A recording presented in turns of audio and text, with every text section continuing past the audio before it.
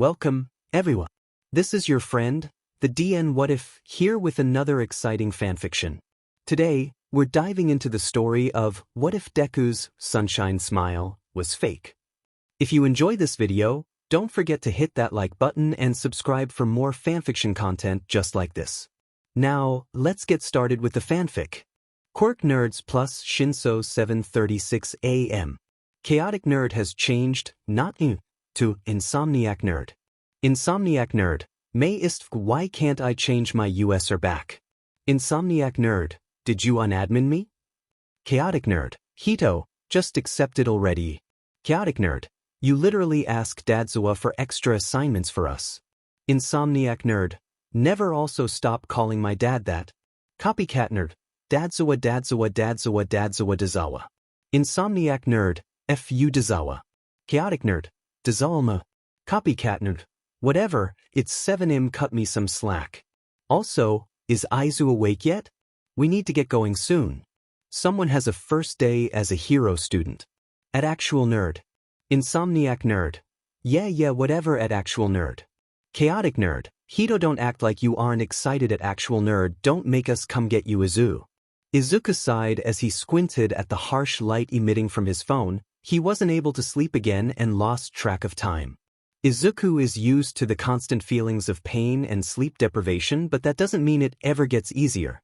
He slowly drags himself out of bed, but the tremors in his hands and the way his limbs feel like lead isn't making his job any easier. Maybe he can convince All Might he is busy tonight? He really doesn't feel like training today. Useless, he mutters, he doesn't deserve to skip training. He is lucky that All Might even wanted to be in the same room as him. Why does he even think he deserves to turn someone down like that? Well, he'd probably prefer not to see someone as pathetic as him. However, making the hero change his plans is utterly stupid. Who does he think he is to do that? A deep sigh escapes his lips as he begins to get ready, letting his mind wander. Izuku has been good friends with Mei Hatsum since the USJ incident, where he asked for support braces for his arms. How pathetic. Of course someone like him needs the extra help. Can't even stomach a bit of pain. Since then, Izuku has spent every afternoon in the support course with the pink-haired genius, becoming her personal test subject. Occasionally, when Mei nags him enough, Izuku adds his own input in on her inventions. Not that she needed it, she probably just pities him. Izuku is still a bit confused about how excited Mei gets whenever she finally convinces him to engage in her projects. She always talks about how totally awesome his ideas are and you are a genius, 10 million. However, he has just chalked it up to Mei wanting someone to bounce ideas off of. Izuku met Hitoshi at the sports festival. At first, the resident insomniac seemed to despise him. Who could blame him? Look at him. However, when Hitoshi learned about Izuku's late-developing quirk, he seemed to slowly warm up to the boy. Hitoshi even apologized to him. Izuku Midoriya. The two bonded over their love for cats and interest in quirks. To this day, Izuku is still confused on how Hitoshi can deal with his mumbled tangents and his long-winded explanations of quirks, probably just gathering information to use against him, but Izuku can't find it in himself to just shut up. Since then, Hitoshi hangs out with him and Mei after classes when he isn't training with Aizawa. Some days, Hitoshi even asks Izuku for help, not that he knows why. Izuku can't do anything right. Nito Monoma, the only boy that can keep up with Izuku's mumbling and adds on to them. They bonded over their love for quirks, finding out that they both ask present Mike Sensei for extra questions regarding quirk analysis. At first, Nito found any opportunity to pick on Izuku, so many opportunities, he's such a failure. However, when Monoma got switched to Class 1A to fix his attitude against others, he seemed to calm down a lot. After him and Hitoshi managed to bond over how utterly shit society is, Nito joined their little group and also hangs out with them in the support department daily. Izuku isn't sure how he got so lucky to be close with a boy like Nito. Never friends, nobody would ever want to be friends with someone like him. But he doesn't want to ruin what time he has with him, with all of them, before they realize who he is and decide to find better. He wouldn't blame them, of course. Izuku stares into the bathroom mirror, taking in his appearance with a sigh and resigns to his fate. Frizzy curls sprang out from his head. He never had enough energy or knowledge to properly take care of his 4A hair. Screw his deadbeat dad for having such hair, can't even stay around long enough to teach him how to take care of it.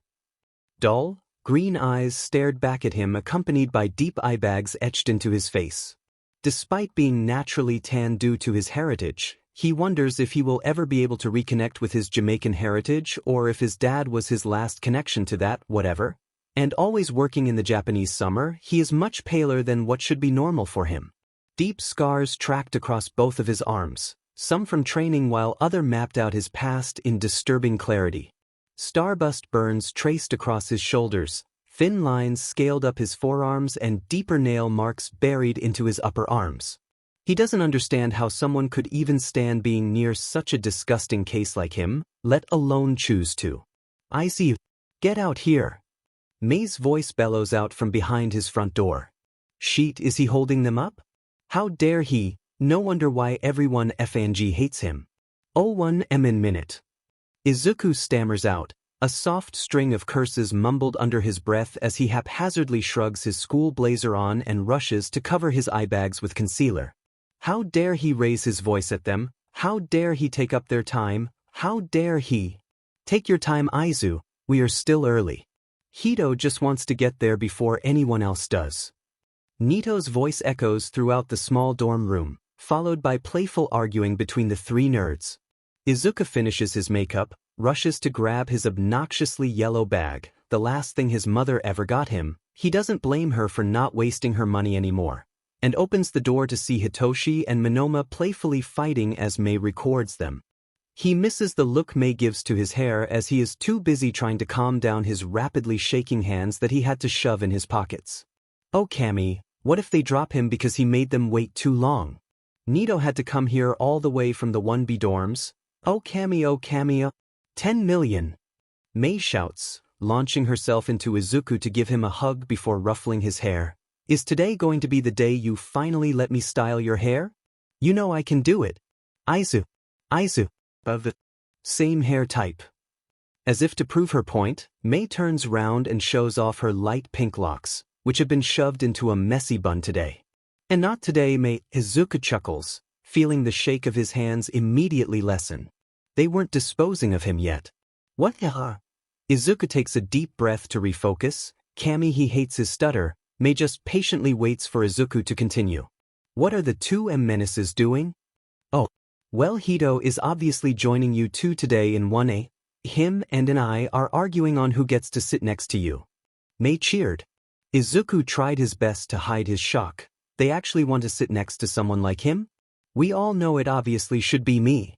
Firstly, I am superior to some purple-haired dash, Nito yelped when Hitoshi playfully slapped the back of his head. Whatever. Anyways, me and Aizu need to discuss the quirks of everyone in the case studies. Also, Aizu is the best person to gossip with. You can't take this from me. Nito dramatically whines. Izuku is not blushing. Stop it. Not a chance, a-hole. Me and Aizu have known each other for way longer and I have several stories to tell him about my dad and pops. So move it, you're being demoted.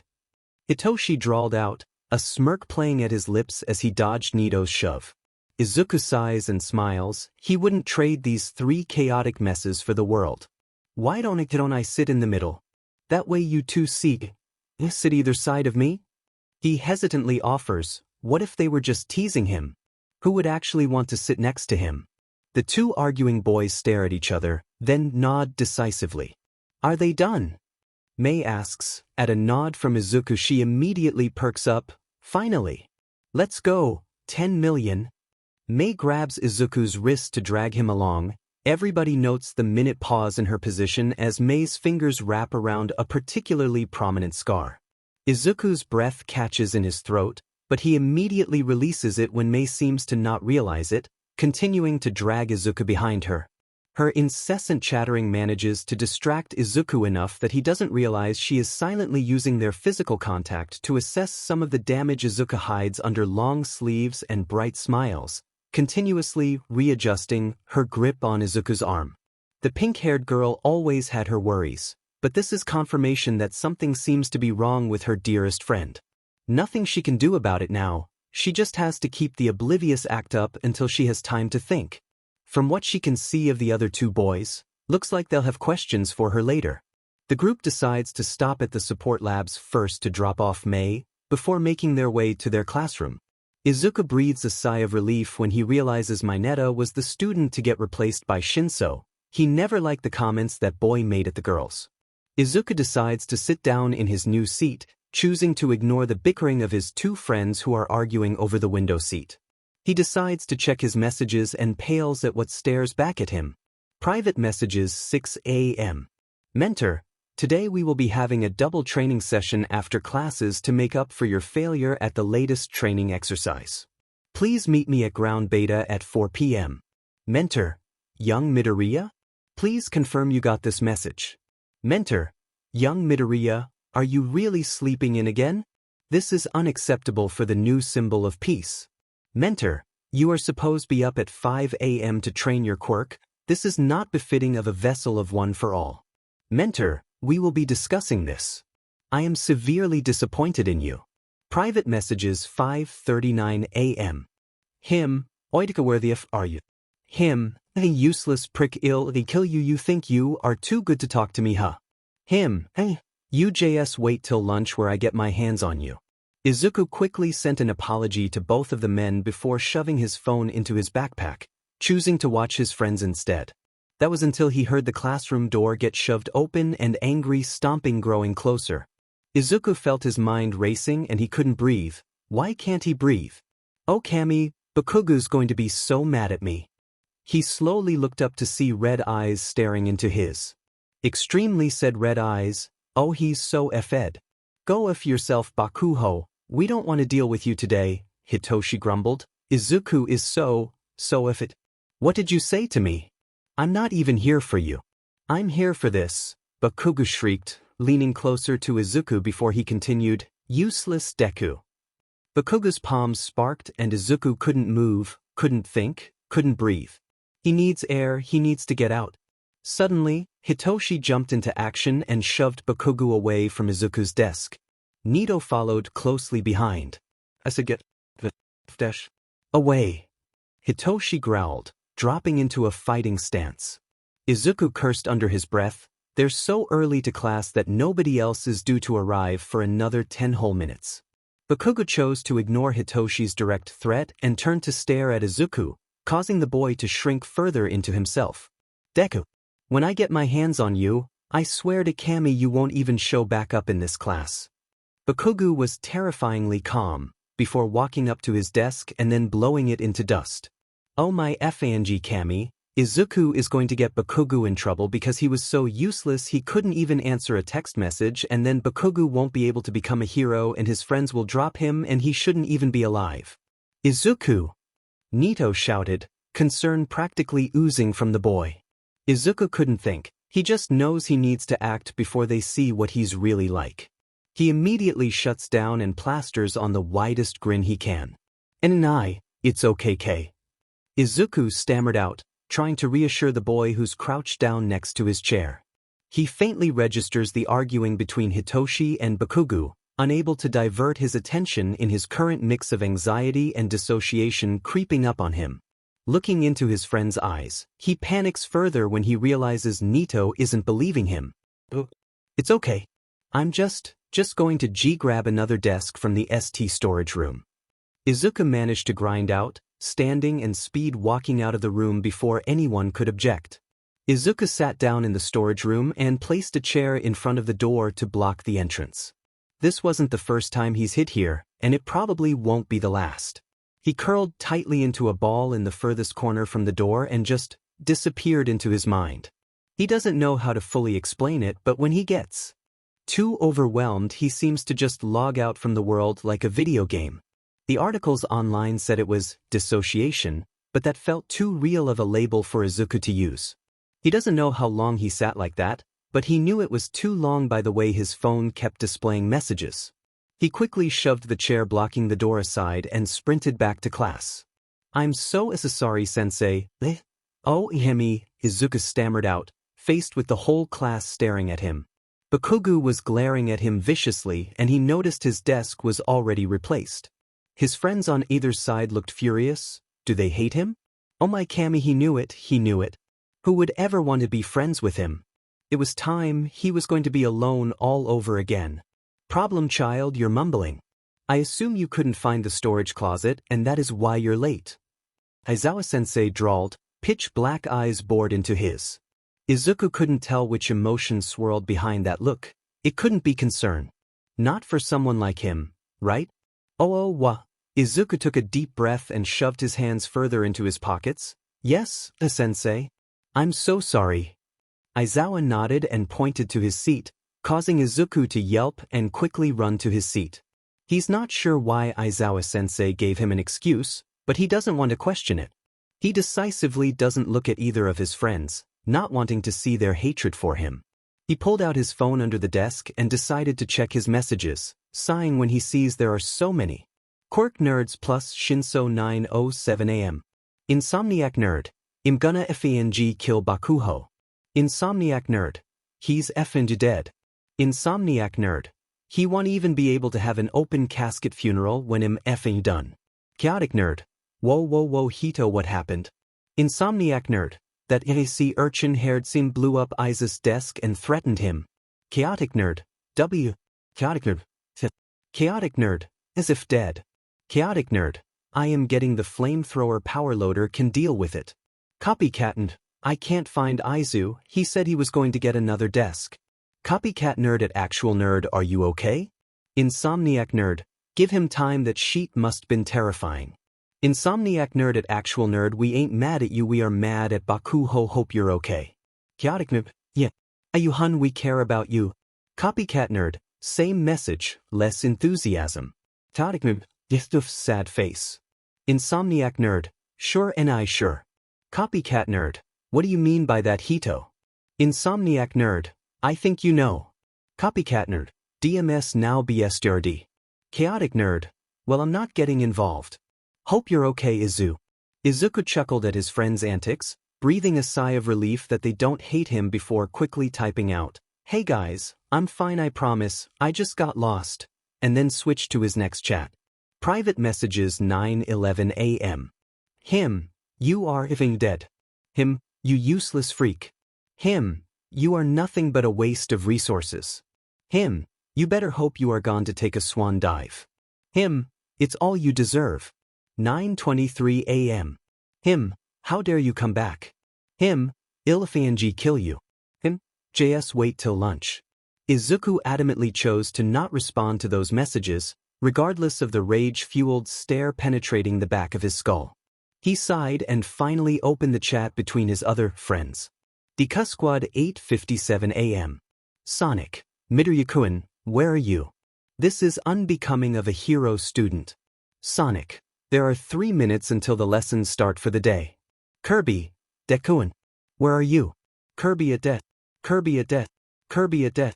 Karapi, guys, maybe we should just give him a minute? Karapi, he isn't usually late, Karo. Kirby, nonsense. We just want to know where Deku-kun is. Sonic, Azui-chan, I am intended to agree with you, Ruroka-chan. Midoriya-kun should not be this late, it is irresponsible. Karapi, I hope you're okay, Midoriya-kun. Sonic, class is starting, Azui-chan and Ruroka-chan, please turn off your phones.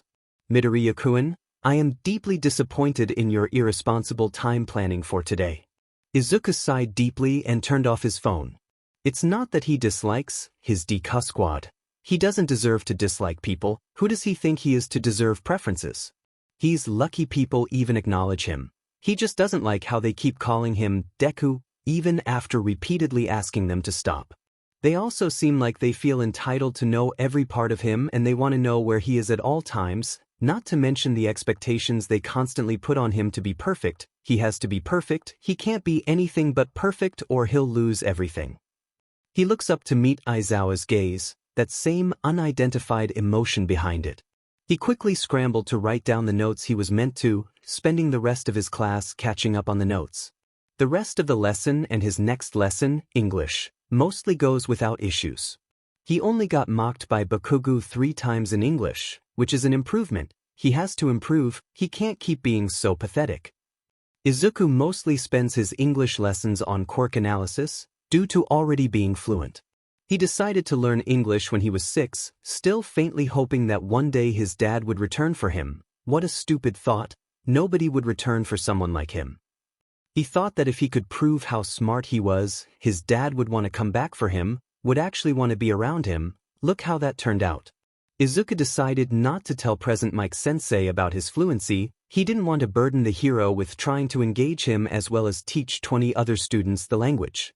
This is why he pretends to be learning at the average pace. He doesn't deserve to burden anyone, let alone a hero. Midoriya, could you stay behind for a bit please? Present Mike cheerily called out across the room, and Izuku felt 20 pairs of eyes lock onto him. He squeaked and gave a quick nod, receiving a megawatt smile from his English teacher. Aizu, we will be waiting in the support course for you. Nito whispered, smiling and walking off. Hitoshi shot finger guns at the green-haired kid and followed closely. Izuku giggled at their antics. As the class filtered out, Izuku shakily stood up and approached Present Mike Sensei's desk. What does he want with him? Did he mess up? He should just take Bakuga's advice. It'd save everyone the trouble. You're not in trouble, kid. I just wanted to ask you something, Present Mike reassured. You seem to not pay much attention in my lessons. If you have trouble focusing, I could help. I just need to know. Izuku felt his palms start to shake and sweat. He's such an inconvenience. He's useless, so FNG pathetic. Someone has to help him because he's too stupid to do things himself. He is fine, he will always been fine. Kami, he's been raising himself for years. He doesn't need anyone or anything, he just has to be perfect. When will he stop being such a Deku? Izuku hastily shook himself out of his thoughts before he can spiral any further and replied, I'm fine, Present Mike Sensei. I'm sorry if I looks like I'm not focusing, but I have all the notes written down. No worries, kid, I was just making sure. How are you doing? I heard about what happened this morning. Present Mike inquired. I am okay. Things just happen, you know? Izuku rushed out, desperate to not let anyone see past his act. He has to be perfect. He has to be okay. He can't worry anyone, they have their own problems. No worries, kid. Enjoy your lunch. Present Mike beamed. Izuku let out a small sigh of relief. Izuku nodded and left the classroom.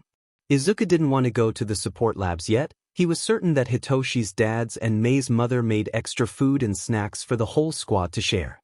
They tend to do it nearly every Monday to uplift their spirits. However, with it being Hitoshi's first day in the hero course, he was certain they must have today. Izuku felt sick to his stomach at the thought of food. He just couldn't handle it today. He will eat something for dinner, he swears. He just needs a minute. He decides to roam around the school instead, and that seems to be going well until he runs into someone outside of Ground Alpha. Izuku was too wrapped up in his head, and that's why he didn't see the fist flying towards him. He lands on the floor with a sickening crunch. Deku, Bakugu growled out of dash. Thought you could get away from me, huh? And no Kaken, I swear dash. Izuku begins to stutter, before a hard kick connects with his ribs. Another crack. Useless freak. Maybe if you didn't anger me so much you would be deserving of a fun little walk. Unfortunately for you, you aren't good enough to enjoy things like that.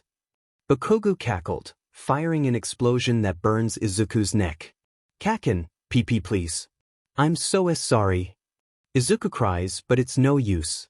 He curls tightly into a ball and retreats to the furthest part of his mind as blow after blow rains down upon him.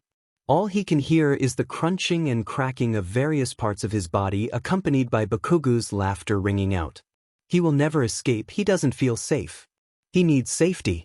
He isn't safe. He isn't safe. He isn't safe. He isn't safe. He isn't safe. Not safe, not safe, not safe, not safe. He's alone. How long has he been alone? What time is it? Izuku attempts to get up and winces harshly at the widespread pain. He drags himself to an empty bathroom to assess the damage. He has a dark black eye, dried blood sticks to his face, and his neck is covered in starburst burn marks. He sighs heavily and lifts his top, or the remains of it after it was basically burnt to a crisp from the explosions. His ribs were stained a deep purple and it hurt to breathe. the same burn patterns were etched into his torso and he spotted the same burns across his shins. He drags a hand across his face, ignoring the pain that came with it, and got to work. He pulled out the spare uniform he always kept with him and the small bag of makeup and first aid hidden at the bottom of his backpack and did his best to hide any evidence of pain. He applied burn ointment to his wounds and tightly wrapped them with cloth, then he washed his face and reapplied the concealer. The only mark he couldn't hide was the one on his neck. Any makeup or first aid would rub off as he moves. Bakugo is usually more careful than this. He must have been really upset. He opted to wear the dark purple scarf Hitoshi got for him last Christmas. It's the best he can do. He's so stupid, so utterly stupid. If he wasn't so useless, if he was just good enough, if he stopped angering people, if he was just normal, maybe this wouldn't have happened. Maybe, if Izuku wasn't so distracted by his thoughts, he would have heard the bathroom door open. If Izuku wasn't so focused on bullying himself, he would have heard the small gasp that escaped a young boy's mouth. If Izuku wasn't so focused on trying to hide the pain, he would have registered the dark purple eyes staring at him in shock. Maybe, if Izuku wasn't trying to stop himself from fully breaking down, he would have heard the bathroom door open for a second time as a tired, purple-haired boy slipped away with newfound knowledge. Izuku opened the support course lab's door to see 3 pairs of eyes staring back at him. There was a horrible feeling nagging at him, but he decided to shove it to the back of his mind along with all of his other worries. Hey guys. I'm so sorry. Present Mike-sensei kept me for much longer than I thought he would, and then I had to get lunch and got stuck with Ida and Uraraka. Izuku spoke, sheepishly rubbing the back of his neck. He was internally grateful that he rehearsed this speech on his way here. No worries. How are you wearing a scarf? It's so hot in here.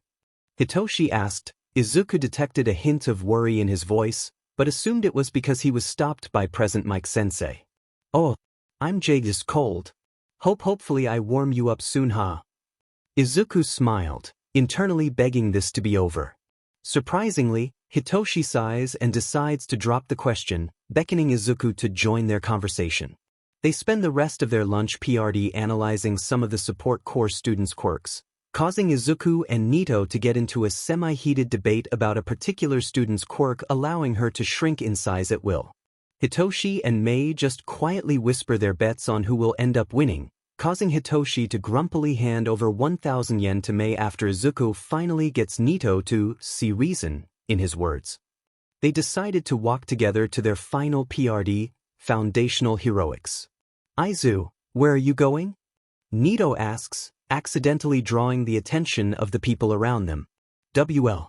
I need the toilet, so I thought it'd take less TT time to just change there. You can know how impatient Aizawa-sensei is. Izuku stammers out, feeling several gazes on him. I'm telling Dad you said that. Hitoshi snarks, laughing when Izuku sends the most offended face he can muster before laughing himself. Izuku manages to hide his injuries without further question after that, choosing to wear his mask alongside the rest of his hero outfit today. Luckily, they're only going over their matches from the previous lesson and practicing their ultimate moves. Although, he has to try his best not to shudder when Izuku realizes All Might's gaze is firmly locked onto him. Even though the hero is smiling, Izuku can tell it's just a ruse to hide his anger from the rest of the class. However, when All Might asks him to stay after classes end, Izuku finally remembers his mentor's text messages this morning and has to suppress a full body shiver. He leans over to inform Nito that he can't make it to their group hangout session today and gets an expectant nod in response. Weird. Why is he acting like he already knew Izuku was going to cancel? Whatever, he has 4 whole hours of training he has to mentally prepare for. As the class once again filtered out, Izuku gingerly looks up to the mask of fury held by his mentor. So, you thought you could ignore my messages and slack off? Useless. All Might bellows out. As Izuku stumbles out several apologies, he fails to notice the light gray eyes peeking out from the entrance of the hall. Before he gets a chance to look, the eavesdropper disappears as soon as they were noticeable. What follows is 4 hours of grueling training, Izuku being forced to handle increasing amounts of his quirk and receiving punches whenever he forgets to tense an area of his body properly. He stumbles out of the gym doors at 8 p.m., barely being able to stand or even think properly. His lack of situational awareness would greatly disappoint his homeroom teacher, however seems to be very beneficial to the gray-eyed boy from earlier. Izuku slowly makes his way back to the changing rooms and changes into his work uniform, trying his best to not irritate any of his new or slightly older injuries. The gray-eyed boy follows him and observes Izuku sleepily working through a 4-hour shift at the local coffee shop and collapse onto his dormitory floor. Nito lets out a deep sigh, concern etched across his face. How did he not notice? The boy gently lifts Izuku onto his bed and closes the door. Something has to change, and he will make sure it does. Do we have to walk all the way there? Nito whined. As much as he likes his friends, it was 8 o'clock in the morning for Cammy's sake. Yes, of course we do. We can't just go to class without Aizu. Mei shot back, skipping down the hallway. Besides, Hito's dorm is next to his. Win-win. Nito sighed. What misfortune did he suffer to be stuck with these 3 lunatics? Okay, he was being dramatic, but in his defense, Mei didn't let him even have his morning coffee. Also, who is he without his dramatics? He followed behind the excitable girl until they reached Hitoshi's dorm, deciding to kick the door instead of politely knocking. He heard an annoyed shout from inside of the dorm and cackled when Mei started pounding on the door. Hito, get your butt out here. We need to get Aizu. Mei shrieked, apparently not caring for the rest of 1A. Shut up, I'm coming. Hitoshi yelled before yanking the door open to be met with 2 sheet-eating grins. I hate you both. Mei was getting bored waiting, so she strode up to Izuku's door, took a deep breath and bellowed out, Icy, get out here.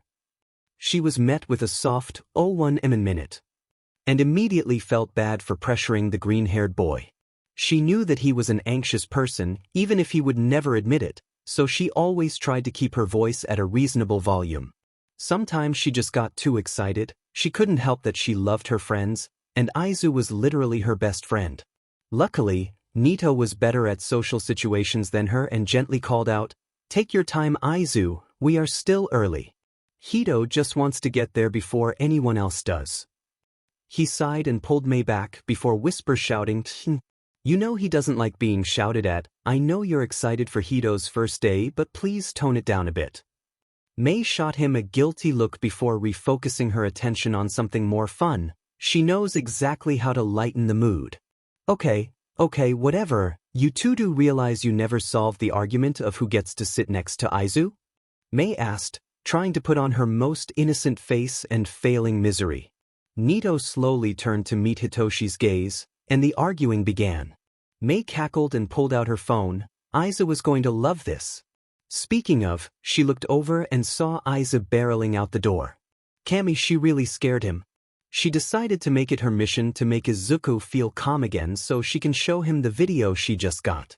She stole a glance at his hair and internally sighed when it still wasn't taken care of. Her best friend needs to make more time for himself soon because he deserves it. 10 million. Mei shouted, before launching herself at her best friend for a hug and ruffling his hair. Is today going to be the day you finally let me style your hair? You know I can do it. Aizu. I have the same hair type. She jumped around excitedly before showing off her hair. In her defense, she just got them retwisted. They look awesome. And not today, Mei, Izuku chuckled, and Mei saw the way his shoulders slumped. Good. He's doing okay.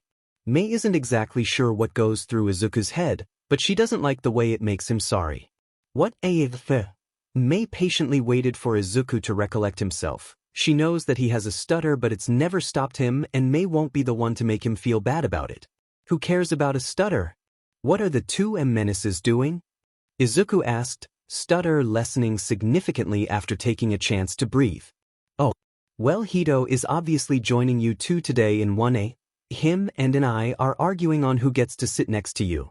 Mei cheered, before turning and doing jazz hands towards the 2 boys who are still arguing. We all know it obviously should be me. Firstly, I am superior to some purple-haired dash, Nito yelped when Hitoshi playfully slapped the back of his head. Whatever. Anyways, me and Aizu need to discuss the quirks of everyone in the case studies. Also, Aizu is the best person to gossip with. You can't take this from me. Nito dramatically whines. Mei cackled, trying to avoid the bout of jealousy that is creeping up on her. No, she is not jealous that her 3 friends are in the same class. She won't admit it. Not a chance, a-hole. Me and Isa have known each other for way longer, and I have several stories to tell him about my dad and pops. So move it, you're being demoted. Hitoshi drawled out, a smirk playing at his lips as he dodged Nito's shove. Why don't I sit in the middle? That way. You two see? You sit either side of me? Izuku hesitantly offer. Mei wonders that if she was cheerful enough she could force Izuku to be confident. Whatever, she's getting bored. She hates staying in the same place. Are they done? Mei asks. At a nod from Izuku she immediately perks up. Finally. Let's go, 10 million. Mei grabs Izuku's wrist and pauses. That is not the texture she was expecting. It felt raised and jagged? A training scar wouldn't be so thin, would it? Registering the stares sent her way, she quickly plasters the most excited smile she could manage and continues to drag Izuku along. She manages to engage Izuku in a discussion about quirk analysis and waited until Izuku started to ramble about all of the possibilities. She carefully used her thumb to feel around the rest of his wrist. It's littered in the same texture. She readjusted her grip to be slightly further up his arm and paled when she felt similar scars, albeit longer, deepened scars and sloppy stitches. Oh my Cammy, just what is going on with her best friend? The pink-haired girl always had her worries, but this is confirmation that something seems to be wrong with her dearest friend. If she's being completely honest, she's effing terrified. She has no idea what to do and has zero experience dealing with this. She'll have to do some research. She can't let her best friend, her Aizu, deal with this alone. However, what does she do now? Does she stay silent? I guess there's nothing she can do about it right now. She just has to keep the oblivious act up until she has time to think. From what she can see of the other 2 boys, looks like they'll have questions for her later. She doesn't know if it's fair to tell them. Izuku hasn't shared this with any of them, but on the other hand she can't let this go on now she knows. She takes a deep breath, makes up her mind and mouths, I'll tell you later, towards the 2, maybe they'll know what to do. As she waves goodbye to her friends, she rushes to her workspace and pulls out her laptop. Her babies can wait, her best friend needs her and she will deliver. Hitoshi has no clue what got Mei so shaken up. She's a good actor, Nito even admitted that, and he's been attending theater classes since he could walk, but it's that experience that let Nito see through her act and update Hitoshi. Hopefully it's just a misunderstanding, but Mei is nearly as smart as Izuku and that's saying something. As Izuku goes to check his phone, Hitoshi playfully bickers with Nito for the window seat. He grins triumphantly as he cockily kicks his feet up onto his new window seat and smirks at Nito. However, when he sees Nito's careful gaze locked onto Bakugo's rapidly approaching figure, he knows something's wrong. Hitoshi releases a full-body sigh and turns to face the loud blonde. He is not in the mood for this today. As Bakugo stops in front of Izuku's seat and has the audacity to glare at Izuku, how dare he? Hitoshi knows he has to actually say something. Kami, he hates that boy. Go F yourself, Bakuho. We don't want to deal with you today, Hitoshi grumbled. What did you say to me? I'm not even here for you. I'm here for this, Bakugo shrieked, leaning closer to Izuku before he continued, useless Deku. No effing way he is going to do that in front of him. Is this what it's always like? He immediately jumps up and forcefully shoves Bakugo away from his green-haired friend's desk. I said get the dash away. Hitoshi growled, dropping into a fighting stance. If he wants to take his anger out on someone, Hitoshi is right here. There's no way he's picking on Izuku. Nito gently crouched down in front of his friend. Izuku was barely focused and shaking like a leaf. The boy is muttering incoherently and Nito is gently trying to shake Izuku back to reality. He tries to listen to what Izuku is saying and can only capture fractured pieces. So useless. Aizu, it's me. Nito gently whispers. Couldn't even answer dash. Izuku, it's going to be okay. Nito replies. Friends will drop me. Aizu, we would never. Nito raises his voice slightly. He really doesn't want to shout. Shouldn't even be alive dash. Izuku. Nito shouted. He was really starting to panic now. Before Nito could work himself up anymore, Izuku blinked a few times and stared at Nito. The gray-eyed boy is trying to process what Izuku was mumbling. What does he mean, shouldn't even be alive? However, before he could respond, he saw Izuku completely shift personalities from fearful to a weakly plastered-on smile. Yeah, even without the acting classes, that isn't fooling anyone. And it's okay, K. Izuku stammered out. Nito gently grasped Izuku's hand. There's just no way he could be okay after that. Nito adamantly ignored the blush creeping onto his face. This is not the time. He only grabbed his hand to help ground Izuku, that's all. It wasn't because he was also scared, never. Izuku stared into Nito's eyes and a flash of panic swept across his face. Aizu, it's okay to be scared. Nito tried, but Izuku didn't even process any of the words Nito just said. It's okay. I'm just going to grab another desk from the ST storage room. Izuku managed to grind out, standing and speed walking out of the room. A string of curses escaped Nito's mouth as he attempted to follow Izuku but got stopped when he had to launch Bakugo across the room for trying to explode Hitoshi. Which is the most inconvenient time for Aizawa-sensei to stroll into the room. Aizawa's quirk-fueled glare caused the three boys to stop dead in their tracks as the tired man bellowed out. Just what is happening here? Dad, this effing hole. Hitoshi sent a terrifying glare Bakugo's way, literally just blew up Aiza's desk. Hitoshi points to the pile of ashes that once was Izuku's desk. Aizawa whipped around to face a scoffing Bakugo and his glare became more fierce, causing the boy to pale slightly. Netsu's office now. Aizawa growled out. Bakugo scoffed and stomped his way out of the room. Minoma, see if you can go find Midoriya. If you can't find him by the time class starts, come back here. Hitoshi, go get another desk for Midoriya. Aizawa ordered, and the boys sprung into action. Nito ran out of the room and searched everywhere he could think of for Izuku, mostly ignoring the quirk nerd's texting chat except to add his opinion in when necessary. After not being able to find the boy, he ignores the way his hands shake slightly and makes his way back to class, internally grateful for Aizawa not mentioning that he is 10 minutes late. He glares at the fact Bakugo dared to step back into this classroom, sighs and opens a private chat with Hitoshi for his previous nearly exposing his secret thing. Private messages 9:09 a.m. Hito WTF. Hito, dude, it's obvious you have a crush on our resident genius. Hito, shut the F up. I'm dead serious. He doesn't like me that way, so just drop it. Hito, useless gay, have you seen the way he stares at you? Beach, you're also gay, also no? Hito, dramatic gay, also look next time, dumbass. Whatever. If you say anything, I'll sick May on you. I see the way you look at Kaminari. Hito, hyuho. Save that energy for Kaminari. Nito closed his phone and smirked at the glare being sent his way by Hitoshi. He's too busy for romance, and too dramatic for anyone to like him back like that.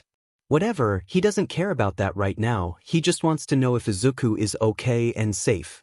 Nito is dragged out of his thoughts to see a green-haired boy sprint through the front door and stop to catch his breath, before blushing bright red when realizing everyone was staring at him. Nito noticed the faint tear tracks on Izuku's cheeks and his face darkened. Next time he talks to Bakugo, Nito is going to ifang kill him. I'm so sorry, sensei. Oh, Izuku stammered out, dissolving into incoherent mumbling again. Nito really needs to start listening into what Izuku says under his breath. He's still concerned about what he heard before. Problem child, you're mumbling. I assume you couldn't find the storage closet and that is why you're late. Aizawa-sensei drawled. Izuku took a deep breath and seemed to shove his hands further into his pockets. Yes, sensei. I'm so sorry. Aizawa nodded and pointed to his seat, causing Izuku to yelp and quickly run to his seat. Nito was slightly upset that Izuku wouldn't look his way, but he figured the boy just needed a minute to recollect himself. Partway through the lesson, Nito realizes that Izuku didn't manage to copy down most of the notes from the lesson and discreetly slides his notebook onto Izuku's desk, earning a mumbled, "thanks," from the boy. For the first time, Nito notices the light blush on Izuku's face but decisively chooses to ignore it. He must be imagining things. The rest of the morning's lessons went surprisingly normally, and Nito even got to insult the disgusting blonde 3 whole times for being an a-hole. That was until Midoriya, could you stay behind for a bit please? Present Mike cheerily called out across the room. Nito saw the way Izuku tensed before he let out a squeak and gave a quick nod, receiving a megawatt smile from his English teacher. Visake, Nito just wanted a minute alone with the boy to ask if he's doing okay. He sighs and plans to talk to him after school instead. Aizu, we will be waiting in the support course for you. Nito whispered, smiling and walking off. Hitoshi shot finger guns at the green-haired kid and followed closely. Izuku giggled at their antics. At least he is feeling good enough to laugh. Nito thought, immensely relieved. If anyone told him that he would care this much for anyone, let alone for a 1A student, let alone being in class 1A, he would have laughed at them and walked off. However, now he wouldn't trade it for the world. The 2 boys walked into the support course lab to find Mei sitting at her workspace. She had a worried frown as she reorganized some of the papers that were covering every inch of her desk. Both boys glanced at each other before slowly approaching the girl. Mei! Hitoshi hesitantly called out, when he saw that she hadn't made any progress on her babies. Today his concern for her grew. Her head snapped up and she quickly beckoned the 2 boys over. Okay, so we have this room completely free for the next 20 minutes and I hacked into the cameras so Nedza can't listen and I need your help. Mei rushed out, jumping out of her seat and beginning to pace. Mei, just what is going on? Nito asked, and Hitoshi nodded to Nito's statement. Mei took a deep breath and assessed the 2 boys in front of her. Hitoshi feels like he won a staring contest with a feral kitten when Mei nods decisively and starts to speak. Well, this morning I grabbed Aizu's wrist to drag him with us, right? Hitoshi se in a breath, please no, I felt something, it was a scar. So I tried to assess the damage as best as I could, in case it was a training scar or something, yeah. Mei looks uncharacteristically nervous. Hitoshi realizes that Mei has no experience with mental health and sighs. He gives her a gentle nod, encouraging her to continue. There were loads. Sloppy stitching and there were just so many. Mei's eyes welled up with tears and her hands shook slightly, and Hitoshi was proud of her for continuing to speak anyways. I didn't know what to do. I've never come across this before. I've spent the last 3 hours researching. Mei rushes over and desperately tries to find a certain paper, but has no luck. I don't know what to do. He's my best friend and I can't even help him. Tears start streaming down her face as Mei Hatsum, CEO of Hatsum Industries, starts to silently cry. Hitoshi shakily stands up and opens his arms towards Mei, and the teenage girl launches herself into his arms and finally let herself break down. Nito gently wrapped his arms around the 2, and both boys make a silent pact to not mention the tears that hung down both of their faces. Eventually, both boys helped Mei to sit down and took their seats across from her. Hitoshi sighed and gently tapped Mei's shoulder for her to look at him. What I say here today does not leave this room, am I clear? With 2 nods, Hitoshi decides to continue. I know a thing or 2 about self-harm I used to do while I was in middle school. He needs support. We can't pressure him to open up about it or force him to. We just need to show him that we love and care for him, and if he ever tells us about this then we can't judge him. We need to support him and offer him distractions when things get bad. He needs company, and he needs love. But what if he doesn't want us? Mei whispered, her eyes glued to the floor.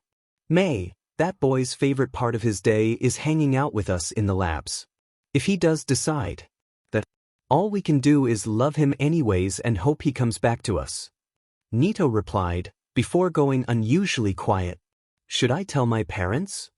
Hitoshi asks. The 2 teenagers freeze. I don't know Hito. What if he ends up hating us? Mei questions. What if he ends up going too deep and he doesn't even get to hate us? Nito shouts, before taking a deep breath and apologizing to a shocked Hitoshi and teary-eyed Mei.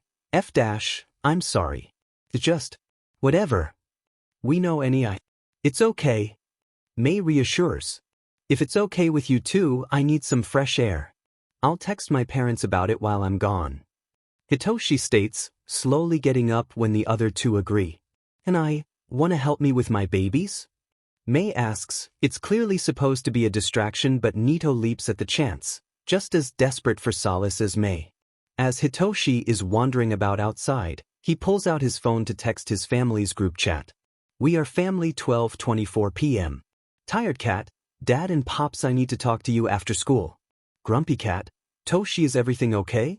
Grumpy cat, are you hurt? Tired cat, YHM fine, it's a befriend. Tired cat, I'll tell you after school. Loud cat, okay little listener, you take care of yourself now, you hear? Maternal figure, if they need anything from me, send them my way, dearie. Tired cat, thanks for the offer, GMA. Paternal figure, anything that would need my involvement? Smiley face. Tired cat, maybe I JS wanna talk ABT at W, my dad's first. Loud cat, no worries little listener, we will use Shuda's office, okay? Loud cat, everything is going to be okay. Grumpy cat, we'll make sure of it. Tired cat, to Asim.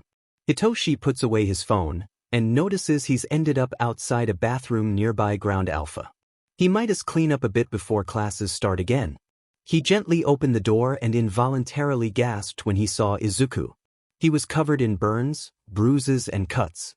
His right eye was bruised purple and there was dried blood covering his nose and mouth.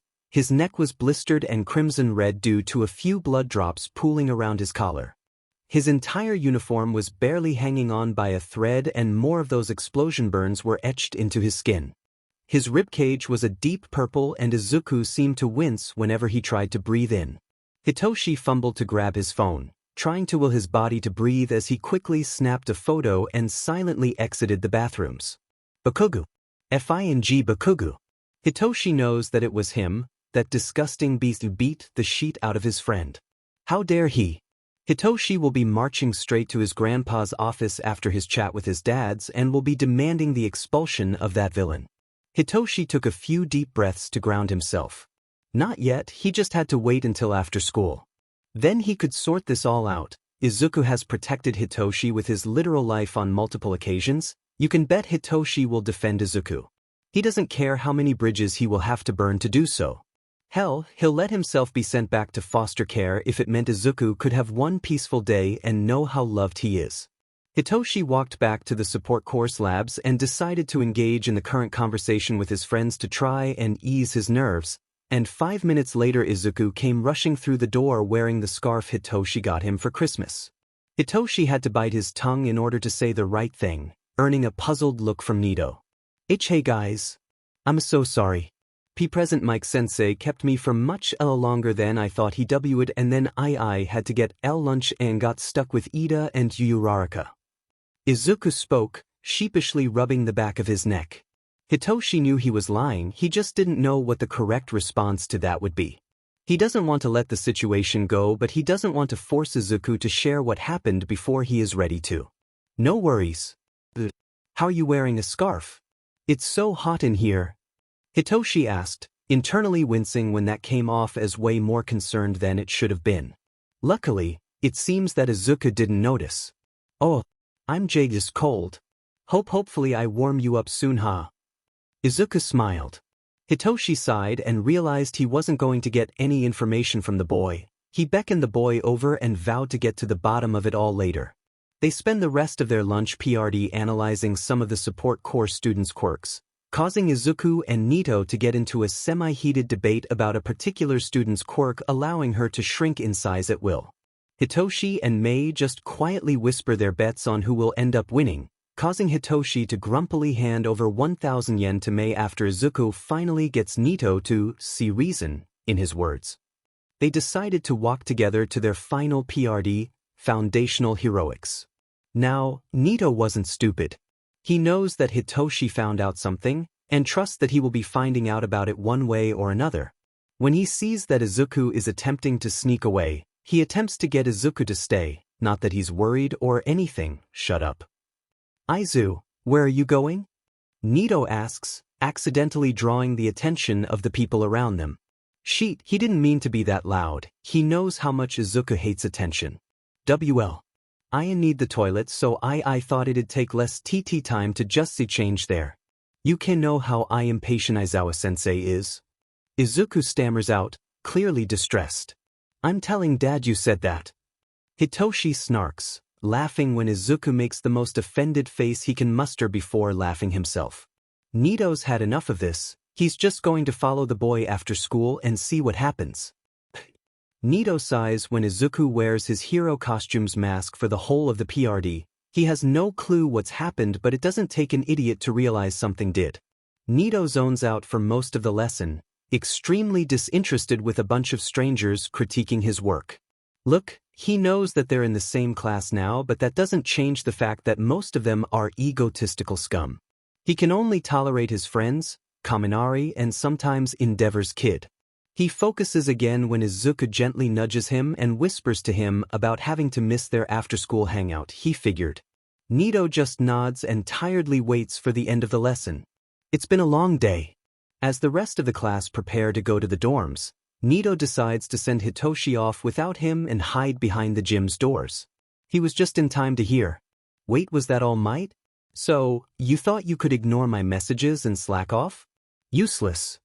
All Might bellows out. How dare he? Nito has half a mind to storm in there right now and drag Izuku to Hound Dog's office.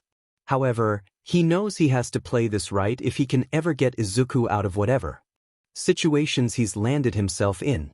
Nito painstakingly listens as Izuku was beaten under the guise of training for 4 whole hours, and Nito is about to puke for a third time when he sees Izuku finally leave the gym. All Might strides right past him, no regard for his health or safety. Izuku looks absolutely dead on his feet, swaying heavily every time he steps forward. Nito watches in horror as Izuku drags himself to a changing room and changes into a work uniform. Not to mention all of the scars, oh Kami. His tiny frame was covered in various scars, burns, bruises and cuts, and Nito throws up for the 3rd time that night. He has to keep following for his Aizu's sake. Nito watches through the adjacent alleyway as Izuku spends an additional 4 hours, 5 if you include traveling to his supposed workplace, smiling and serving coffee to various customers. Nito's gonna be sick again. Why is nobody noticing? Why didn't he notice? Izuku finally collapses onto the floor of his dormitory at 1:36 a.m. Nito roughly rubs his eyes and sighs deeply. This is so much worse than he thought. Nito gently lifts Izuku up, his hands trembling slightly when he realizes how light the boy is, and tucks him into bed. Something has to change, and he will make sure it happens. Private messages 1:42 a.m.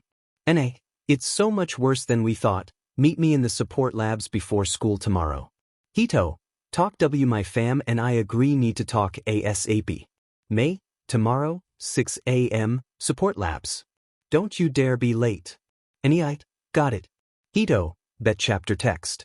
So, are we just going to sit here and stare at each other, or is one of us going to actually talk? Hitoshi deadpanned, but nobody missed the way he was gnawing at his bottom lip or the way his eyes darted around the support lab. I did a bit of snooping. May slowly stated, okay, so I may have hacked into his phone. But it was for a good reason. Of course you did, what did you find? Monoma sighed, that is exactly something their resident crazy would do. May plugged what looked to be a small USB into her laptop and turned it to face the boys. Displayed for Izuku's closest friends to see were hundreds of compiled threats from a user named him and another named Mentor. Hitoshi gently nudged May aside and scrolled further back onto Izuku's messages. Why was he apologizing? Their friend was being bullied and these scum managed to convince him that it was normal? None of this should even have been thought of, let alone sent. However, a certain chat confirmed Hitoshi's fears. Training 4:53 a.m. Mentor. Young Midoriya, where are you? Young Bakugo is already here, you should take inspiration from him. Don't think you're allowed to make us wait just because you have a quirk now. Midoriya, I'm so sorry, sensei. I'm on my way right now. Bakugo, useless Deku, you're lucky we even let you near us. Bakugo, worthless and pathetic? Pick a struggle or pick your suicide method, whatever gets you to stop burdening everyone around you. Midoriya, I'm so sorry. Mentor, It's times like these I wish I made young Bakugo my successor. The only reason you are in this school is because of me. Don't make me be the reason you are expelled. Mentor, I can always give it to young Bakugo instead. Midoriya, of course, since it won't happen again. Bakugo, don't lie to us, you freak, you can't do anything right. Oh my Kami, what the F did I just read? Nito gasped, breathlessly running his hands through his hair. Izuku, his Izuku. How didn't he notice? Hitoshi placed a comforting hand onto Nito's shoulder, unable to formulate a sentence. Mei hastily wiped her tears and ran over to give her friends a hug, refusing to admit it was because she needed one. Nobody had to ask, they all knew. They all were struggling, but they had each other. As their hearts continued to shatter under the weight of this pain, they knew that any missing shards could be replaced with another's love. However, when someone has felt so unloved for so long, will their love be enough to fill the tears encasing Izuku's entire life? They didn't know, they didn't care that loving someone couldn't fix them. Their group has denied, defeated and defied fate several times. Who the F dares to stop them from doing it again? They stood like that for a while, letting each other's pain blend into one mass. Pain shared is pain aired after all, but how much pain can accumulate until their bond becomes a curse? Until their links become shackles? They were determined to see this through to the other side, but would they be able to convince Izuku something like that exists?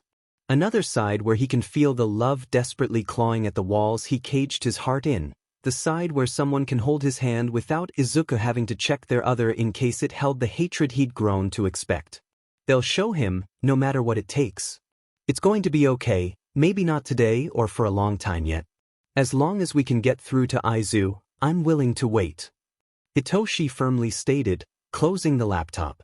Mei nodded hesitantly, but Nito didn't look convinced. How do you know that? Bakugo literally exploded his desk yesterday and still wasn't expelled. All Might is the #1 hero for Kami's sake. Nito countered, starting to tug on the ends of his hair before Mei gently swatted his hand away. Nito gave Mei a small smile at her actions and tucked his hands into his pockets. I talked to my dads and grandpa yesterday. They said that they couldn't expel Bakugo from the hero course due to him being a target of the league. Netsu is waiting for a space to open up in 1B and plans to transfer him here. As for All Might, it's going to be harder due to his status and backing from the Hero Commission, but apparently sorry, Netsu. He has a plan, it will take a while though. He sent All Might away for the week for a special mission to give Aizu a breather. Hitoshi explained. So what do we do? Just let Izuku suffer? Mei whispered, refusing to meet anyone's eyes. My dad is going to follow Izuku home this weekend, just to check in on his home life. If his suspicions are correct, Izuku will be my brother by next Monday.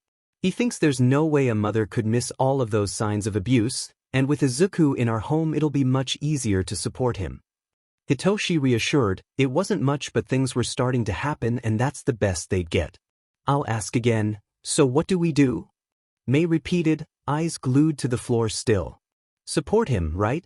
We just have to get him through this week, then we can save him. Nito stated, trying to will the hope out of his expression. I agree. Before we go and collect Izuku, Nito, what did you find out?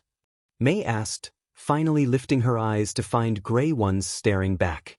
Nito sighed and gave his hair another tug before answering. It wasn't good. He trained with All Might for 4 hours, and then spent another 4 hours working. I didn't see him eat once, and he passed out on the floor of his dorm at 1:30 in the morning.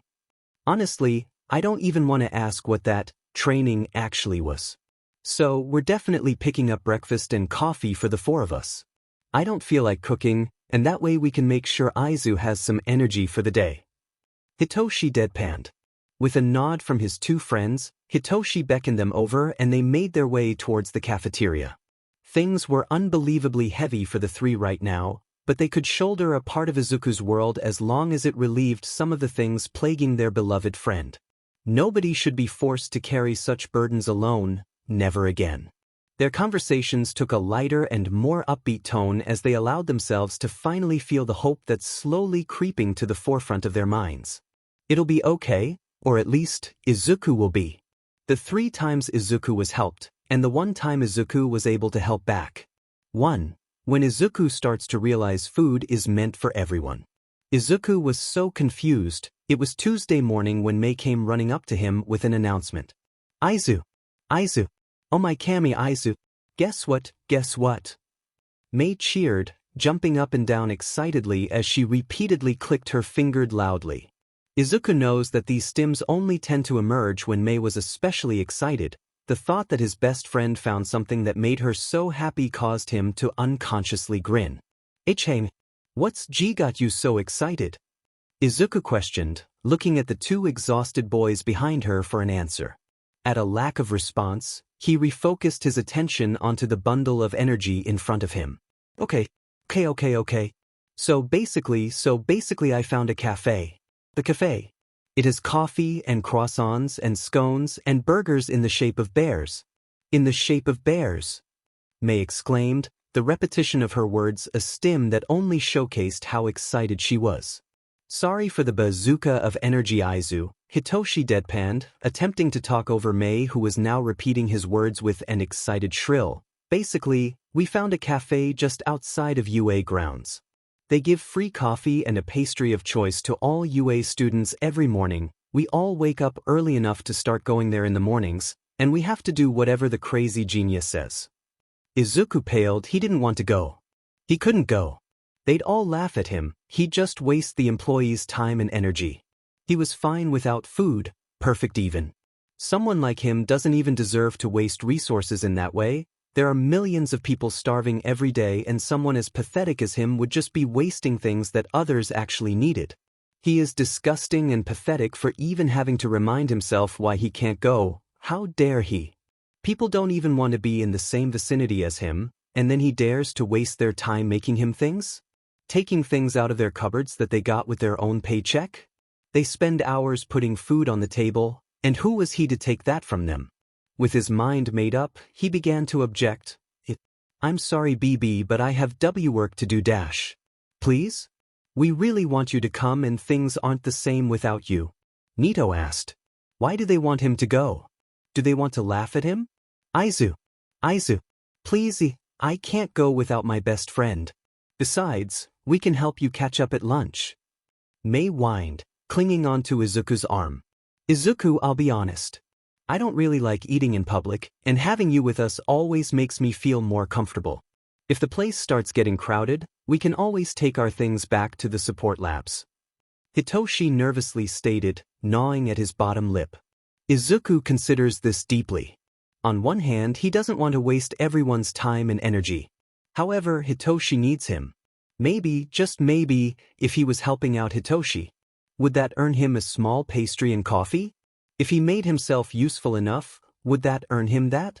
Or is he being too optimistic? What if this is a trap? They might just be taking him there to test his willpower, to test if he is truly as disgusting and as much of a waste of space as he knows he is. He looks around at his friends, genuinely looks for the first time instead of keeping his head down. He notices the wide puppy eyes that Mei was giving him and the way she gently held his arm. He notices the gentle patience radiating off of Nito as the taller boy stands to his left, the way he gently smiles and nods at Izuku and the glimmer of hope cascading from his posture. He turns to look at Hitoshi. The boy was nervous, likely from confessing such a weakness, according to the insomniac. He notes the dark eyebags perching under the optimistic gaze being sent his way. The purple-haired boy seemed nervous but determined to go to this cafe. Izuku couldn't let him down, couldn't let any of them down. Maybe, whatever he did to make his friends so determined to have him join them earned him a breakfast. If his friends were waiting with bated breath, he must have done enough to enjoy this one thing. Yeah, as long as his friends invite him, Izuku will take it as a sign that he's earned this meal. Shoving his hands into his pockets to avoid acknowledging the way they're shaking, he takes a deep breath and nods his agreement. Nito breaks out into a bright smile as Mei shrieks with glee. As Mei excitedly chatters about all of their options, Izuku catches Hitoshi's eyes as the boy mouths a silent, thank you, with a small smile before turning to tease Nito. Whatever Izuku had done right, he would be forever grateful. That first trip turned into a daily thing, and Izuku slowly allowed himself to settle into the routine as the week continued on. He also noticed lunchboxes being slipped into his bag, cute designs and handwritten notes awaited him every lunchtime this week, and he couldn't for the life of him figure out why. Izuku couldn't waste the food. If someone was going out of their way to make him lunch, there was no way he could decline. He doesn't deserve to have options like that. He needs to just SCK it up and take what he's given. Izuku decided to tape all of the handwritten notes onto his dormitory wall, and after realizing that the handwriting was the same every time he wanted to find out who was being so kind to him, he gently clutched the yellow sticky note in his hand as he reread the contents. "I hope you have a good day, Aizu. I'm proud of you," wiping away the tears that began to accumulate at the corner of his eyes. He placed it down next to the copy of Nito's notes he received the day before and gasped as he realized they aligned perfectly. Nito was doing this? For someone like him? Someone so perfect, so elegant and charming, was spending their time on him like that? A deep blush settled on his cheeks as he took extra care while taping the note back onto his wall. What's one more secret to keep? It was Wednesday night when Izuku was dragged out away from his homework by Hitoshi and into the one-as kitchen. He was met with an overexcitable Mei and a focused Nito organizing ingredients. "W, the F dash?" Izuku asked, before immediately slapping a hand over his mouth when he realized what he said. "Stupid, he's so FNG stupid. So any pathetic and worthless and—" Hitoshi doubled over laughing as Mei pouted at him. It took the boy a couple more seconds before he could respond with, "We." "Huh, oh my Kami, we're cooking dinners together now. I realize that me and Mei have no idea how to cook, and neither do you." "Hey, it was only one time." Izuku squawked out in faux offense. He only burnt the kitchen down one time. "Aizu, you managed to burn water. I'm teaching you morons how to cook. There is no way you can live off pastries, coffee and instant noodles." Nito deadpanned, trying to hide his amusement and failing miserably. Izuku sighed and accepted his fate. At least if he was able to cook his own food, maybe he would be more deserving of it. His mother never let him even touch the stove, so he didn't get his worthless prints on it. Like, he knows he's worthless and disgusting, but come on. Izuku vehemently shook himself out of that thought process. He doesn't have to think about that woman for another 2 days yet. Unbeknownst to the quirk nerds, this tradition would carry on for years. The simple action of being able to relax and cook with the people closest to you brings a type of comfort nothing else could. However, for tonight, Izuku will hesitantly step into the kitchen. Tonight, Nito will grumble through his teachings, and for tonight Hitoshi and Mei will relish in the opportunity to step away from the blanket of heaviness that has been crushing them. Tonight will mark one of the first times Izuku ever enjoyed living, with many more to come. 2. The Quirk Nerds vs. Izuku's workaholic tendencies. Quirk Nerds plus Shinso 4:03 p.m. Chaotic Nerd. "Izu, where are you? NEI is whining about your absentee." Copycat Nerd. "I wasn't." Copycat Nerd. "I was merely stating that Aizu wasn't with us." Copycat Nerd. "Several times." Insomniac Nerd. "Sure, anyways, at Actual Nerd, where TF are you?" Actual Nerd. "Hey guys. I'm sorry, I'm catching up on work. My work studies is making me fill out a lot of forms, and Present Mike Sensei sent over a new essay question about quirk analysis." Insomniac Nerd. "Bro, we got let out at 12 today and you said you was working then." Insomniac Nerd. "Wait, have you been doing work all that time?" Actual Nerd. "I feel that anything I say will be incorrect." Copycat Nerd. "You have 5 minutes until we're at your dorm for a movie night." Copycat Nerd. "Prepare accordingly." Chaotic Nerd. You're so dramatic." Chaotic Nerd. "All movie night, I'm bringing popcorn." Insomniac Nerd. "Bet we'll bring coffee." Actual Nerd. "Wait guys, I have things to do." Copycat Nerd. "Did I say you had a choice?" Copycat Nerd. "Also, let's be real, you can't resist letting this handsome face in." Insomniac Nerd. EW, hell no." Actual Nerd. "Thew, doors unlocked." Copycat Nerd. "Told you." Chaotic Nerd. "Tie." Insomniac Nerd. "W." Insomniac Nerd. "Nearly there." Surprisingly, Izuku doesn't regret letting his friends in that night, if only because he was allowed to pick the movies. and he forced everyone to watch the singular Eraserhead documentary that has been circling on the shadier parts of HeroTube. Since All Might told the boy he had an international mission for the week, Izuku realized just how much he's been missing his friends and the feeling of peace. Quirk Nerds plus Shinso 3:42 AM. Actual Nerd. Guys, what was the matching piece you wanted me to add to all of our costumes? I've nearly finished the design, it's looking good. Insomniac Nerd. Why in the actual are you awake? Insomniac Nerd. Aizu, you can't ignore me. Insomniac Nerd. If you are reading this. Actual Nerd. I may have lost track of time. Copycat Nerd. Shut the F up, it's 3 AM. Copycat Nerd. Wait, Aizu, why are you up? Actual Nerd. I'm so sorry, I'll stop texting. Copycat Nerd. No way, I'm on my way over. Copycat Nerd. You're taking a shower and going to bed. 5:07 AM. Insomniac Nerd. The nerds are asleep. Insomniac Nerd. Attached is a photo of Izuku fast asleep, his head in Nito's lap. Nito's hand is gently resting on Izuku's hair. 6:19 AM. Chaotic Nerd. www. Copycat Nerd. Hito, have I ever told you how much I despise you? Copycat Nerd. Aizu shares the same sentiment, even if he's too kind to say it. Insomniac Nerd. Yes, many times. Insomniac Nerd. Also, how do you know what Aizu thinks? Insomniac Nerd. Is it BC y'all spent the night TG? Insomniac Nerd. How sickeningly sweet. Insomniac Nerd. Also, Aizu is too kind to hate anyone and YK it. Copycat Nerd. You and everything you stand for. Insomniac Nerd. Dad and Pops say y'all can sleep until 10, but you gotta show up for Auntie Nem's lesson. Copycat Nerd. Got it? Now if you'll excuse me, I'm also going back to bed. Chaotic Nerd. Sleep well. 9:37 AM. Actual Nerd. I hate you all.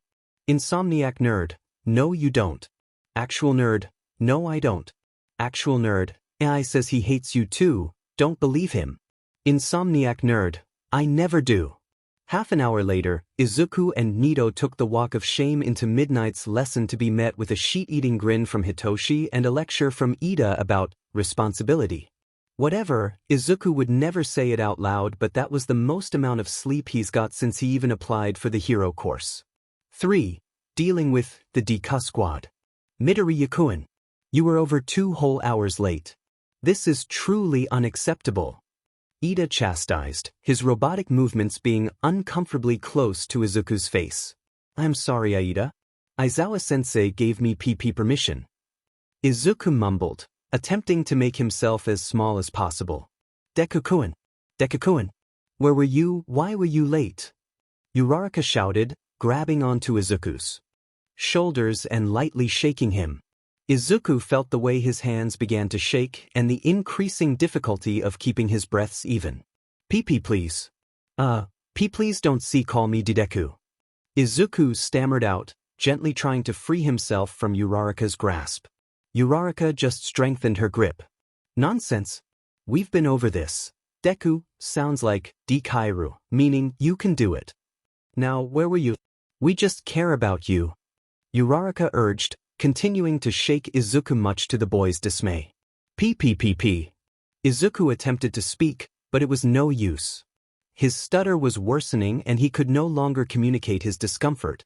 Suddenly, another hand gently landed on his shoulder and Uraraka yelped as she let go. The force of Uraraka set Izuku off balance and he found him peering up to meet soft, gray eyes. Nito gave the shaky boy a gentle smile and set him back on his feet before sending a withering glare to the 2 other students. For someone obsessed with manners, can't you tell how idiotic you are acting right now? Nito drawled, pretending to seem bored and disinterested. Monoma-kun, why were you 2 so late? This is unbecoming of Dash. Ida started to yell, but was cut off by Nito's harsh response. Who are you to pry into my personal life? Aiza was kind enough to indulge you and tell you how we got permission from Aizawa-sensei. That's all you need to know, now leave us the F alone. Nito spat, before gently setting his arm around Izuku's shoulders and guiding him out of the classroom. Behind them Ida was sputtering as Uraraka attempted to pressure Izuku about the nickname Nito had for him. Hey, Aizu, are you okay? Nito asked. The two were standing outside of the support labs. Izuku stared at Nito, seemingly contemplating what to say. Nito held his breath and tried to will his facial expression to show how genuine he was being. Thank you. Izuku paused, taking a deep breath in an attempt to calm down his stutter. Nito just waited. I don't want to be their FF friend anymore. Is that as selfish? Nito gently cupped Izuku's cheek, angling his face upwards so their eyes could meet. Nito faintly registered how adorable Izuku looked when he blushed. It highlighted the constellations gently painted onto his face in the form of freckles and the gentle green eyes peering up at him. Nito took a deep breath to shake those thoughts out of his head. Not now. Izuku, that is not selfish at all. In fact, it's brave and it's the right thing to do. There is no point maintaining a relationship that is causing you harm in any way, and it benefits all people involved to stop it. Nito responded he was so proud of his Aizu. Izuku's eyes widened as he started to think. It was okay? He was allowed? His mind was racing, he had no idea what to do. Was he deserving of doing this? What would happen? How would he even do it? NEI said that he is allowed to end a relationship if it caused him harm, but are they harming him or is he being dramatic? Oh my Kami, he's being so stupid. He is utterly useless and pathetic, merely a relic. He is here to help others, not be helped. How utterly useless, can't even do his job correctly. He is lucky to even be allowed to set foot in this school, let alone in the same room as such promising hero students. How stupid, so FNG pathetic. All he does is waste resources and people's time. He'd be better off just… Izuku? Nito gently asked, tapping his shoulder to get his attention. Ichichao. Izuku began, before immediately silencing himself. How to end a relationship? Well, if you'd like you can ask them to meet you in the support labs. We can stay with you, and if they don't take it well we can sort it out for you. Nito replied. If Izuku wasn't shocked before, he certainly is now. They do that for him? If they're offering, it must mean he's allowed to do this. Right? He can do this, it's going to be okay. Izuku mentally psyched himself up for a few more seconds before giving Nito a determined nod, getting a proud grin in response. As Nito led Izuku into the lab and began to update their friends on the situation, Izuku pulled out his phone to draft a message to the three. It took him several tries, and he had to ask his friends for advice. After they made the decision that Tsuyu was still a good friend, and Izuku wanted to keep her around, it was decided that Izuku would only invite the other two members of their little group. With a deep breath, only Kami knows how many of those he's had to take today. He hit the send button. Deku Squad 12:14 p.m. Deku at Kirby at Sonic. Could you two meet me in the support labs? I need to talk to you about something. Kirby. Of course, Dekuen. What's wrong? Kirby at Deku. What's wrong? Sonic. We will be there in 5 minutes, Midoriya-kun. A couple minutes later saw the pair walking into the support course labs. Nito gently took Izuku's hand in his own as Mei gave him an encouraging smile. Izuku let out a shaky breath. He could do this. He just needs to get through this conversation before Hitoshi pounces on them like a guard dog. Dekun, what's wrong? Why are the others here? Uraraka quizzed, taking a seat as close to Izuku as she possibly could. Midoriya-kun, it is highly inappropriate to have a private conversation when there are so many people here, Ida reprimanded before turning to the other three and continuing, I must ask you to leave. Sheet. This is already going terribly. Izuku feels a light squeeze from where his hand is being held and realizes that it's going to be so obvious about how nervous he is. He doesn't know if he can follow through with this. Should he just run? Maybe his mother is right. Maybe he's just a useless freak who deserves. Shut up and sit down, we're staying. Hitoshi deadpanned. Ida, who seemed caught off guard by Hitoshi's aggression, slumped down into a seat opposite Izuku. Izuku stammered. He felt everyone's eyes burning holes through his skull. Peek. Deep breaths, Aizu, Nito whispered, purposely avoiding eye contact to not overwhelm the terrified Greenette any more than he already was. Izuku complied, and began to speak again. Please stop calling me Deku? I've told you how much I hate it multiple times. Izuku gently held a hand up when he saw that Uraraka was about to object. I'm not done. I don't want to keep maintaining this our relationship with you two. You GG guys don't respect my boundaries and make me upset. What? Uraraka shrieked, trying to get closer to Izuku. Before getting blocked by Hitoshi. You can't do this. We just care about you. Why are you being so mean? The girl stared at him teary-eyed. Midori Yakuen. This is unacceptable behavior. You made Uraraka-chan cry. All we are doing is ensuring that you are following the rules of UA and meeting the expectations set on us by our teachers. Ida reprimanded, his robotic movements sharp and fast. Izuku was panicking now. He's so effing useless, he upset people again. Why can't he do anything right? Why can't he just be what people want him to be? He can barely register how hard he is squeezing Nito's hand, or the way Nito is squeezing back just as hard. He'll never amount to anything. He can't even please the people around him. Why does he just F everything up? Why can't he just control his emotions? He'd be better off dead for Cammy's sake, at least that way people wouldn't have to tolerate his disgusting words and actions. All he does is F things up and pity himself for it. Get out. Nito growled. No. This has to be your fault. He's been changing ever since you moved to our class. Uraraka countered. What? Like he's able to make his own decisions? Is it because he has friends that actually care about his opinion? We care about his well-being and who he is as a person. All you care about is kissing the buttes of every adult you interact with. We don't give a F about Izuku being 2 seconds late to class. We care about him growing as a person and we want him to actually enjoy life. You have 5 seconds before I throw both of you out by your scalps. Monoma roared, covering Izuku's ears to avoid scaring him. Fine, but don't come running back to us, Deku, Uraraka sneered, before pulling Ida out of the room and slamming the door. A choked sob escaped Izuku's lips, and he slapped his hands over his mouth to avoid making any more noise. He felt fresh, hot tears slide down his face and he's never felt more useless than ever before. Why was he crying? He caused this. He doesn't deserve to cry. All he is a pathetic, disgusting mess who wastes oxygen. Before he could spiral any further, he felt gentle arms wrap around him. A warm, gentle embrace from the boy who started writing him adorable notes of encouragement with his lunchboxes, the boy who held his hand and cupped his cheek when he was anxious, and the boy who he loved. He returned the hug, and for the first time this week he let himself cry. He cried as Nito started gently stroking his hair. He cried as Mei squeezed him tightly and spoke words of reassurance. He cried as Hitoshi gently blocked the two assholes from his phone and vowed to keep him safe. He cried and cried until he had no tears left. Later on in his dorm room, Izuku realizes this is the first time he was able to cry without getting hurt, and the boy cried again. For the time Izuku was able to help back.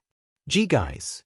Izuku gently called out into the support labs. It was Friday night and his 3 friends were crowded around Mei's latest invention. What's up, Aizu? Hitoshi questioned, giving the boy his full attention. You've all been so nice to me this week. As a thank you, Izuku stammered, before holding out 3 notebooks in front of him. The rest of the squad eagerly sauntered over, looking for the book that had their name on and gently flicking through. Each book is full of a quirk analysis, opinions and options about hero costume designs, a letter of appreciation, pages of photos detailing their best moments, and paragraphs full of Izuku researching health conditions that the person experiences and giving detailed blueprints and suggestions on how to manage or cure the issue. Aizu. I love it. Mei sniffled, before launching herself at Izuku and sobbing on his shoulder. Thank you so much, Aizu. I don't know what any of us would be like without you, but I can promise our lives have gotten so much better since we met you. Hitoshi stated, gently smiling before joining the hug. This is incredible. Nito muttered, a dark blush coating his cheeks. He kept his head down and joined the hug, squeezing tightly. Izuku knows his life is effed up. He knows that he has issues and he knows he can be a difficult person to be around. He knows that tomorrow marks the beginning of the weekend, meaning he has to return to Mizudafu and return to his mother. However, for tonight he will let himself relax. He can deal with the weekend as it comes, Because tonight he is surrounded by his friends and for tonight he will let himself feel loved. Izuku groaned and blindly fumbled for his phone, who thought it was a good idea make alarms that loud. He begrudgingly dragged himself out of bed and double-checked he had everything packed. He did. He really didn't want to go home this weekend.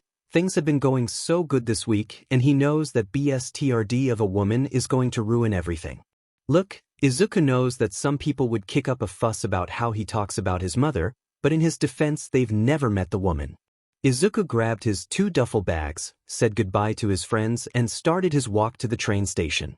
Shoyuta really didn't want to dedicate a whole weekend towards stalking one of his students when he could spend it with his family, but every time he thought about Izuku going home his stomach dropped. So that's what led him to dressing up in a navy blue hoodie and black jogging bottoms to follow Izuku onto the train. Shoyuta had his hood pulled up high and his scraggly, black hair haphazardly tucked into the neck of the hoodie. He stole a quick glance towards his student's way and noted how Izuku's eyes were locked onto the window. Guess he just has to sit and wait. Shoyuta observed the scenery outside and quickly noticed the way the beautiful scenery of UA faded into downtown Mizudafu.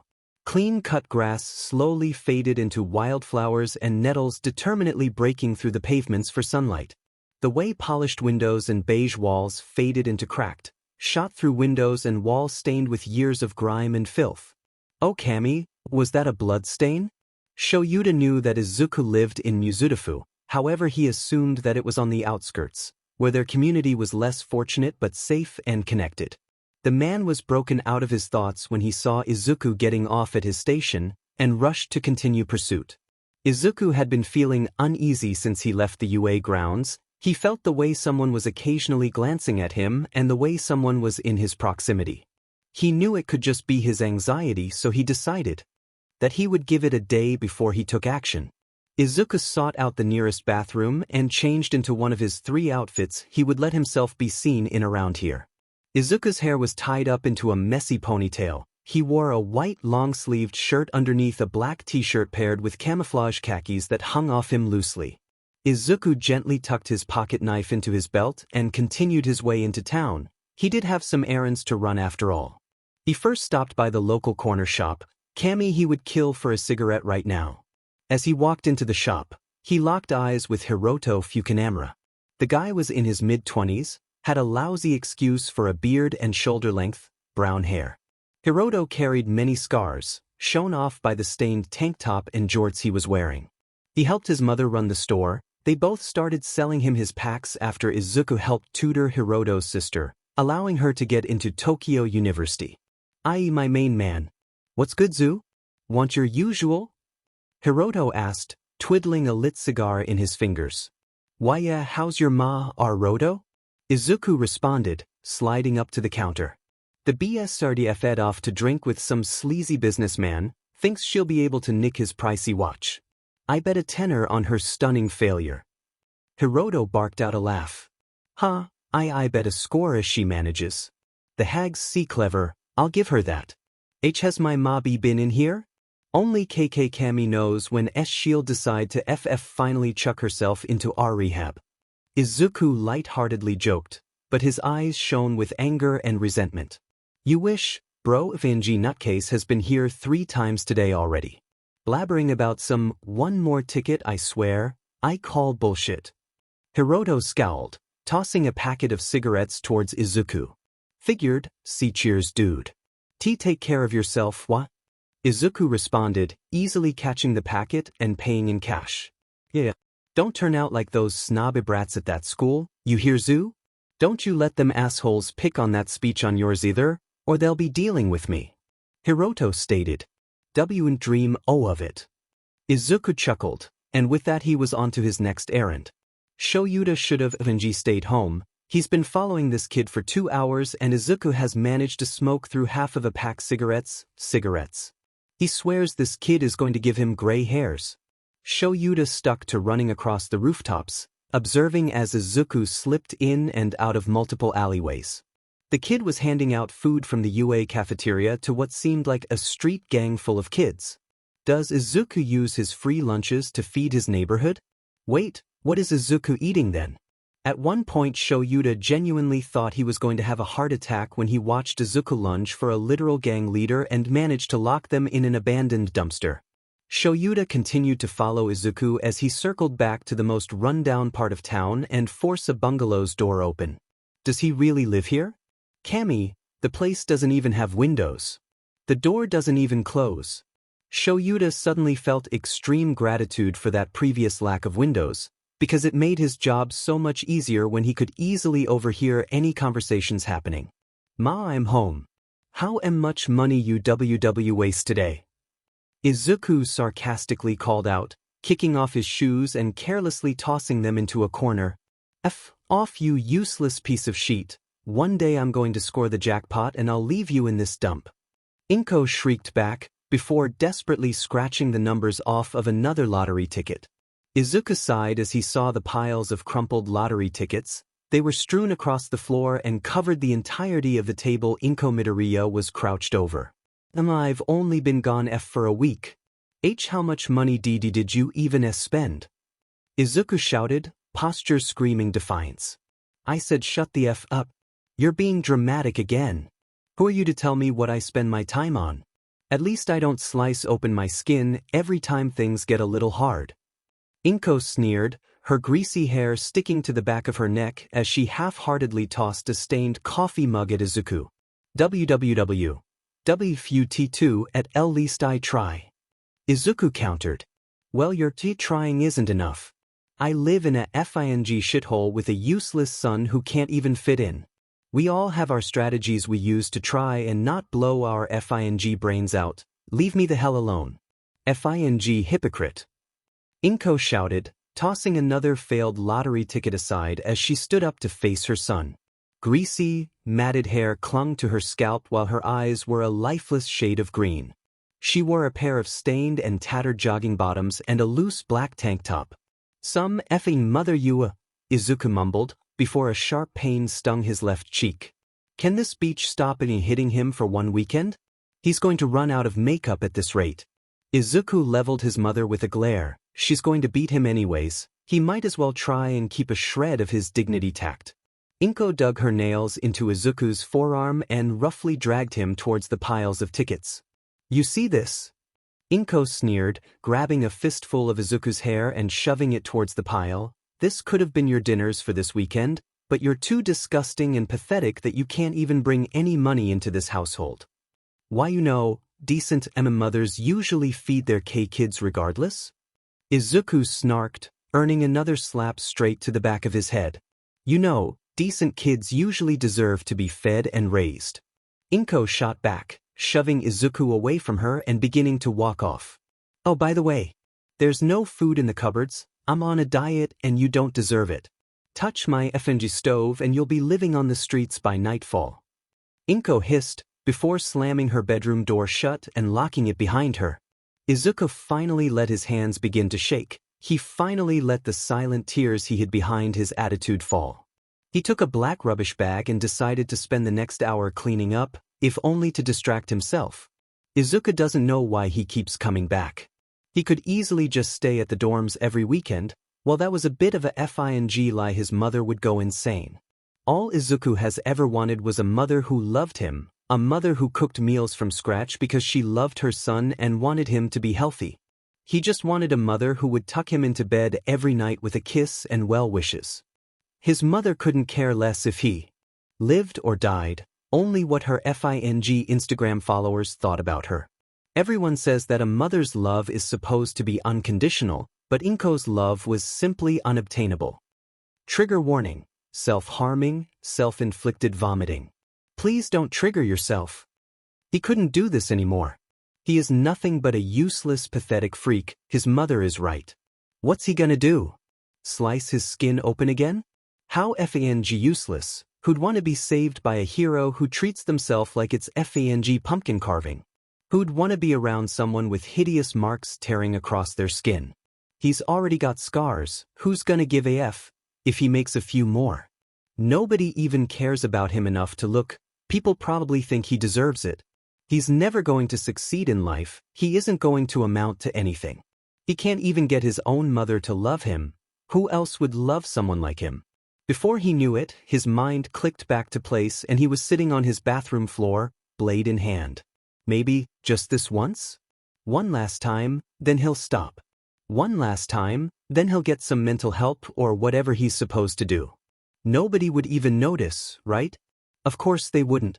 He is the disgusting freak who does nothing but waste resources. He's wasted so much food on a pathetic nobody like him. He didn't deserve to eat. He didn't deserve to cut off Uraraka and Ida. He didn't deserve to be so rude to his mother. He doesn't deserve anything. He had to get it out. He doesn't deserve the nutrients. How dare he so casually fuel his body like that when there are people dying on the streets? People who manage to earn their family's love. People who have to sleep on benches and on the ground should have gotten to eat, not him. He is disgusting, such a disgusting creature. Izuku forcefully shoved his fingers into his mouth, desperately trying to avoid gagging too harshly. He felt the way the sickly green liquid traveled up his throat, the way his body forcefully projected it out of his mouth, and the way the energy was sapped from his body. Good, he doesn't deserve the energy.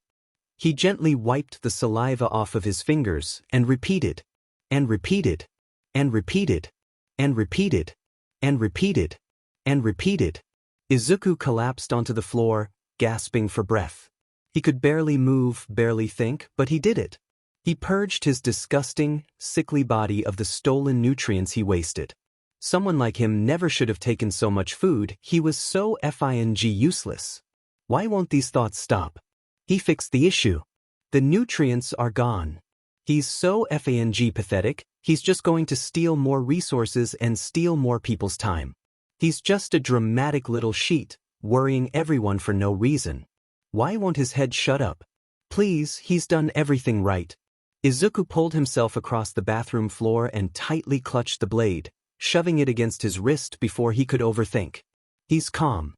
He watched the crimson-red droplets as they gently coated the floor, the way the thoughts that clouded his judgment gently leaked out of him. He sighed in content as he slowly felt himself slipping into the back of his mind, free from judgment. He let the static gently cradle him as he pressed the blade down again, each tear allowing the static to lift him higher.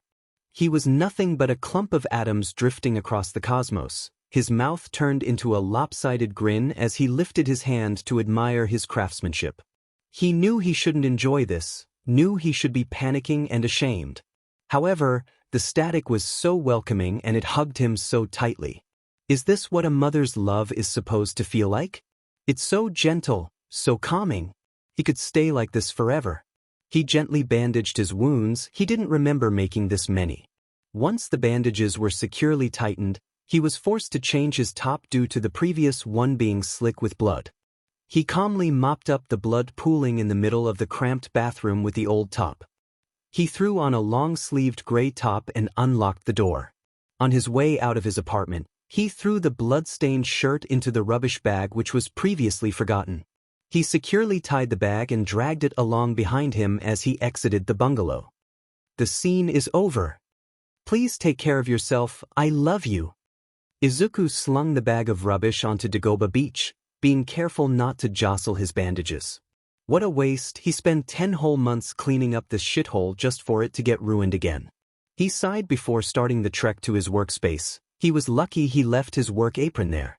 As Izuku started the hour-long walk, after realizing he left his wallet at home, he just couldn't shake the feeling that someone was watching him. He's sick of it, he's got to fix this. Shoyuda was stunned. Not only did he have to overhear several very concerning things, his student has been walking for at least half an hour. Where is he even going? He follows Izuku into an alleyway and freezes as he feels cold metal come in contact with his throat. Who the F are you and why are you following me?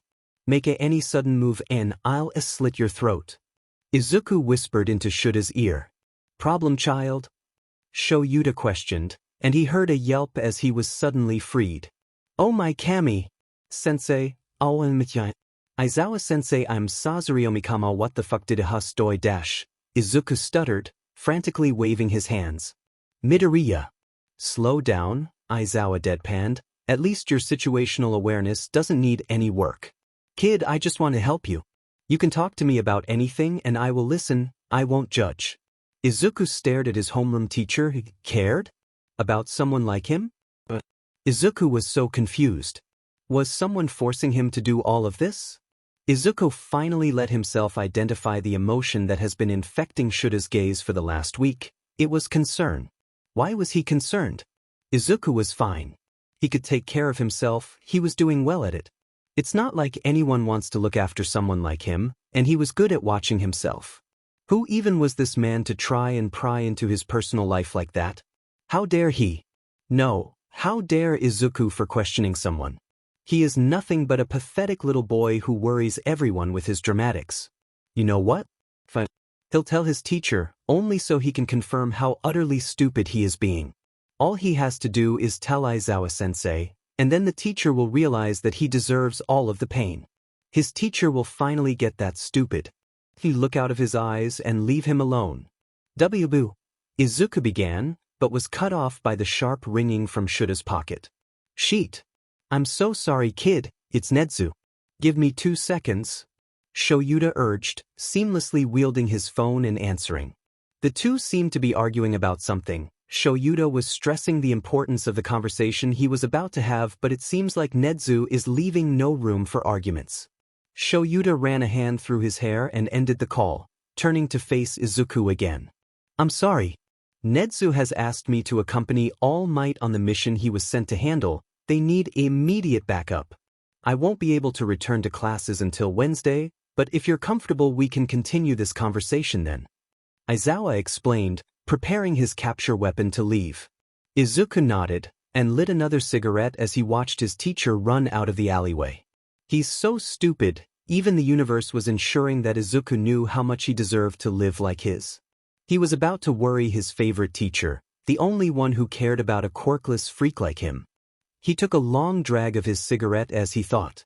He can't keep doing this, pretending that everything is fine. He doesn't want to do this anymore. Nobody should be forced to be around such a disgusting creature like him. He should just take himself out of the equation, save everyone the stress. He is useless, pathetic and disgusting. All he does is try and get better, try to be better and try to help everyone, and then he fails. Then he has to SCK it up and hide his failure from everyone around him. He's so tired he can't keep pretending that he's getting better. He doesn't want to live anymore. Forgetting entirely about his shift, Izuku flicked the charred end of his cigarette into the alleyway and starts walking. He knows what he has to do. Aizawa could strangle someone right now. He was just about to get Izuku to finally trust him, but Nedza decided now was a perfect FANG time to send him to America for 3 days working with the BSRD that's hurting one of his children. Not his kid, his student. He decided it was better to be safe than sorry. He doesn't fully know what mental state Izuku was currently in and didn't want to leave him alone. He doesn't know why, however he never ignores his gut feeling. Which is why Shoyuta is currently in the process of dialing his husband. Thank Kami he always picks up within the first 3 rings. Sho? What's up? Izashi questioned. Shoyuta really loved his husband. Nedzu has sent me to help All Might. I won't be back until Wednesday. Could you check on Midoriya for me? He seemed like he had something important to tell me before I got pulled away and I discovered some things while I was following him. Shoyuta replied, flinging himself onto the closest roof. Sheet. I'll be there. Let me just ask Namuri to watch over Hitoshi for the night. Hizashi cursed, and Shoyuta could hear the jingling of car keys in the background. Thanks, Zashi. I love you. Shoyuta breathlessly answered, full of relief. I love you too. Now if you get hurt out there I swear to Kami I'll catch a plane all the way there to scold you. Hizashi playfully chided. Shoyuta chuckled his agreement before hanging up. Shoyuta really hopes that his instincts are wrong, but he knows that several years working as an underground hero means he likely wasn't. Izuku was barely paying attention to where he was going. He was too busy lost in thought. He's so effing tired, that type of tiredness that feels like a crushing pain that's buried itself into your bones. It's the type of tiredness that blurs your vision and makes you question if things are really worth it. He's so tired of trying to lie to himself, trying to act like things are getting better. Things are just as awful as they were at the start of the year. He keeps telling himself to just wait. Just wait until Daddy comes back. A 4-year-old Izuku sniffled into his pillow, trying to cover his ears to avoid the smashing of plates and wretched screaming echoing from his mother's bedroom. Just wait until Kaken calms down.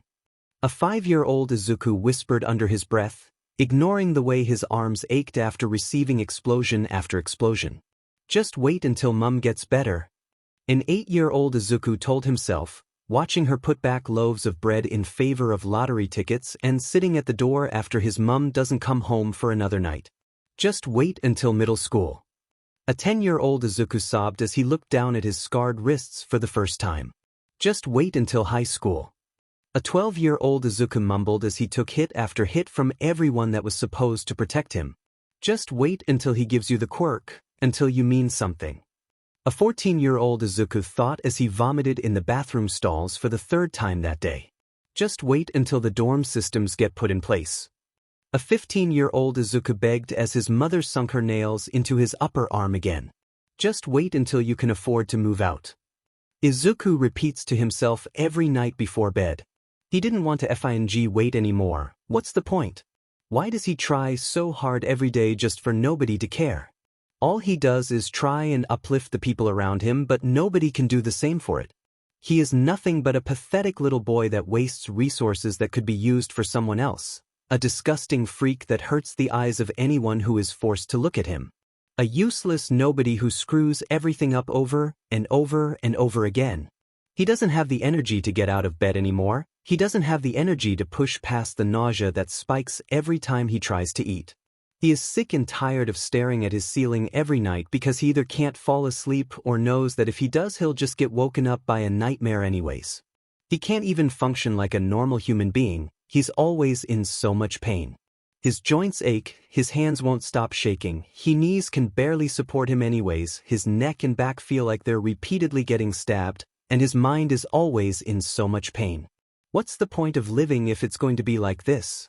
Nobody online is ever able to produce a valid point on why he shouldn't just throw himself off a bridge, so why keep seeking for one? He's done. Until he can finally kill himself, he will smile and act like he always does. He will play the helpful little charity case everyone pities until he figures it out. He doesn't care how, as long as it's the Izuku Midoriya is going to kill himself. He blinks. How did he end up on a roof?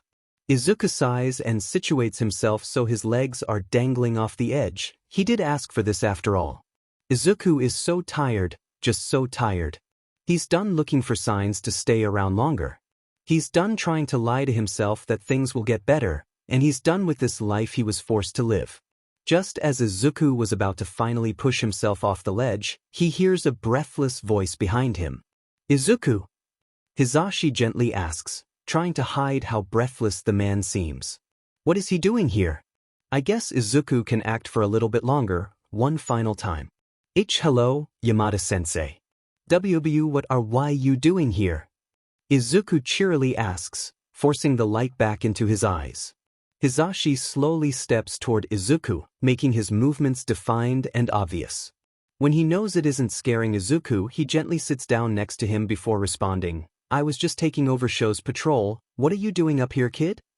It's nice to step away from things sometimes, you know? Izuku chose his words carefully, keeping his eyes on the gently illuminated stars circling above. I can understand that, you know, if there's anything you want to talk about, I'll listen. I might not have the answers for you, but I know what it's like to live in an area like this. Hisashi spoke. Izuku rolled his eyes but figured he'd give the blonde man a chance. He likes his English teacher, and he doesn't want to burden another person. Sure, if you're so certain, what's it like Titin? Izuku murmurs, subconsciously wrapping his arms around his knees and hugging them close to his chest. Hisashi glanced over towards Izuku. He has a feeling about why the kid is really up here. He can't afford to mess this up. If Izuku is giving Hisashi an opportunity like this, maybe an explanation will allow the kid to trust him? Hisashi knew he couldn't treat Izuku the way he usually acted towards suspected abuse victims. Izuku was too calculating and too distrustful of the adults around him. Hisashi would have to prove himself, and talking about his past was the only way to do that. As much as he would prefer not to, he would prefer to see Izuku safe. He sighs, dropping his hero persona and giving Izuku a genuine smile before starting to speak. I grew up in the orphanage on the outskirts of downtown Mizudafu. I had a quirk that deafened everybody around me, and my parents seemed to think I wasn't worth the trouble. This side of town is just as sketchy as it was back then. I used to sneak cans of food out of the pantry and handed them out to the kids caught up in gangs. It wasn't a good time. I did a lot of things people wouldn't agree with, but it was out of survival. I learned how to control my quirk when I was 10. I was forced to wear a muzzle until I was 12. They didn't want to deal with sending to quirk counseling because then they'd have to explain all the bruises. I won't say that I know anything about your situation. However, I grew up around addiction, loss, abuse, and many other things simply because of the area I lived in. I still carry the emotional and physical scars, but I made it out, and you can too. Izuku couldn't breathe. Yamada-sensei lived in Mizudafu? Maybe, would he have answers to some of Izuku's questions? He figures it's worth a shot. Best case scenario, he finally gets the answers to the things that have been plaguing him since he was 8. Worst case scenario, he was already high up, wasn't he? Did they hurt UT too? Izuku mumbles out, his voice barely able to be heard over the wind. It depends on who you're talking about, Midoriya. Hisashi replied, using every ounce of his training to remain calm. Izuku was finally trusting someone, and Hisashi couldn't decide whether he was elated or heartbroken. Please, call me Izuku? Also, TT the adults. Why Yamada-sensei, am I a b burden for making my mother spend money on food for me? I know TT that I don't deserve it. Sometimes, I just get so hungry, Izuku asked, a fearful look barely peeking through his poker face. Not at all, Izuku, you can just call me Hisashi outside of class's kid. One of my foster homes used to do similar. It wasn't until I got properly adopted by my current parents until I realized that food is meant for everyone. Hisashi gently reassured. As she says TT that one day she's going to hit the jackpot and she will leave me here. I understand IKK know I'm difficult but I don't know how to fix it. All I want is for her to love me. Hisashi, do you TT think I'm unlovable? It's okay if you do. Everyone does, Izuku fearfully counters. Izuku, Hisashi gently rests his hand on Izuku's shoulder, and when Izuku turns to face him, Hisashi can see the tears welling up in the young boy's eyes. I may only know you as a student, but I can guarantee you are not unlovable. Hitoshi sees you as a brother. Every single night he asks if we would be able to convince your mother to give you to us because of it. Your friends always have such positive things to say about you. Aizawa-sensei always remarks about how heroic and courageous you are. Honestly? Those two have been ready to steal you away from your home the moment they met you, and that's without even knowing how your home life is like. Izuku lets out a choked sob. They want him?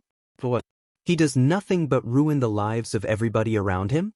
He has so many problems, nobody would want to deal with someone like him. But I'm worthless, Hisashi. All I do is waste the resources of everyone around me. How could they want to be around me? Izuku doesn't even know why he's still speaking. He can feel his cheeks growing damp with tears and he can't bring himself to stop. Oh, Izuku, Hisashi whispers before gently pulling Izuku in for a hug. You aren't worthless, you could never be worthless. You are kind and selfless to a fault. You go out of your way to help people even at a detriment to you. I see that and I see you. I see you, little listener. I see the pain you are going through, even if I don't know exactly what it is. You have worth as a person, you have worth as a friend, you have worth as my student, and you have worth as a member of my family. Izuku finally lets himself break down in the arms of his teacher. He sobs as he clutches the back of Hisashi's leather jacket. He's just so confused. He feels his shirt dampen and realizes that Hisashi is also crying. How can his man care about him so much that he'd cry over Izuku's problems? Is this what love feels like? I don't understand. How can I don't want to go home. Izuku stammers at a loss for words. You don't have to, little listener. Hitoshi and Sho have had a room prepared for you since they met you. You may not be able to understand yet, but you will with time. It's okay, Izuku. I've got you now. Hisashi gently affirms, tightening his grip around his soon-to-be new son. The others have been begging for Izuku to stay with him, so what if Hisashi doesn't ask them first? I am so tired. I don't want to do this anymore. Izuku sobs. I know, little listener, I've got you. You don't have to fight anymore, let us fight for you. All you need to do is rest now, let us take care of everyone. Hisashi coos. Izuku sobs, he doesn't know how long he spent crying into his teacher's shirt. After a while, Hisashi feels Izuku's breaths slowly even out as he realizes the boy has fell asleep on him. Hisashi chuckles and gently lifts the boy up, worrying a little when he notices that Izuku is much light than he expected. Also, are those bandages soaked in blood peeking out from underneath his top? Hisashi knows better than to pry, but that doesn't stop him worrying. His new son is struggling so much worse than they all thought, but Hisashi knows that they can help him. Hisashi slowly walks back to his obnoxiously yellow car and straps the sleeping boy into the back seat. He slips into the driver's seat and prepares for the extremely long trip back home. It's all worth it for Izuku. Once Hisashi's phone connects to his car, he decides to ring Hitoshi. What's up, Pops? Hitoshi speaks. Hey Toshi, I have a question for you. Hisashi innocently asks, trying his hardest not to laugh. Sure. Hitoshi responds, thoroughly confused. Do you want a brother? Hisashi asks. Pops, I have specific requirements for a brother. Hitoshi grumbles. Let's see if he meets them.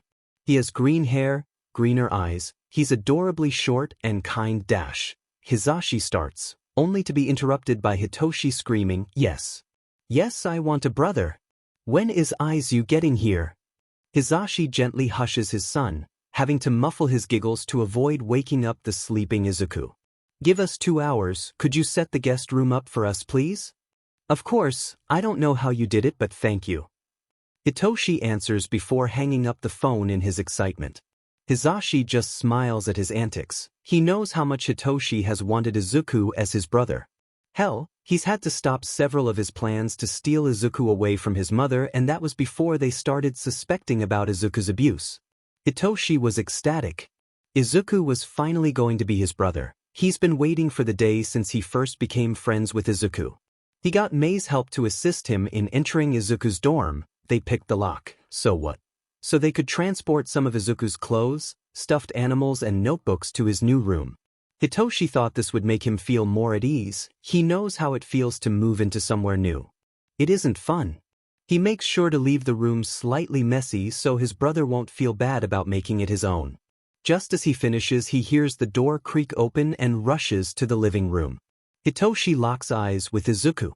He notices the tear stains on his cheeks, the way his hands tremble slightly, the bandages peeking out from underneath his shirt, the fresh bruise on his face and the absolute fear in Izuku's eyes. Hitoshi feels his own eyes well up with tears as he rushes forward to embrace his brother in a hug. Izuku did it, he was able to tell someone. Hitoshi was so FNG proud.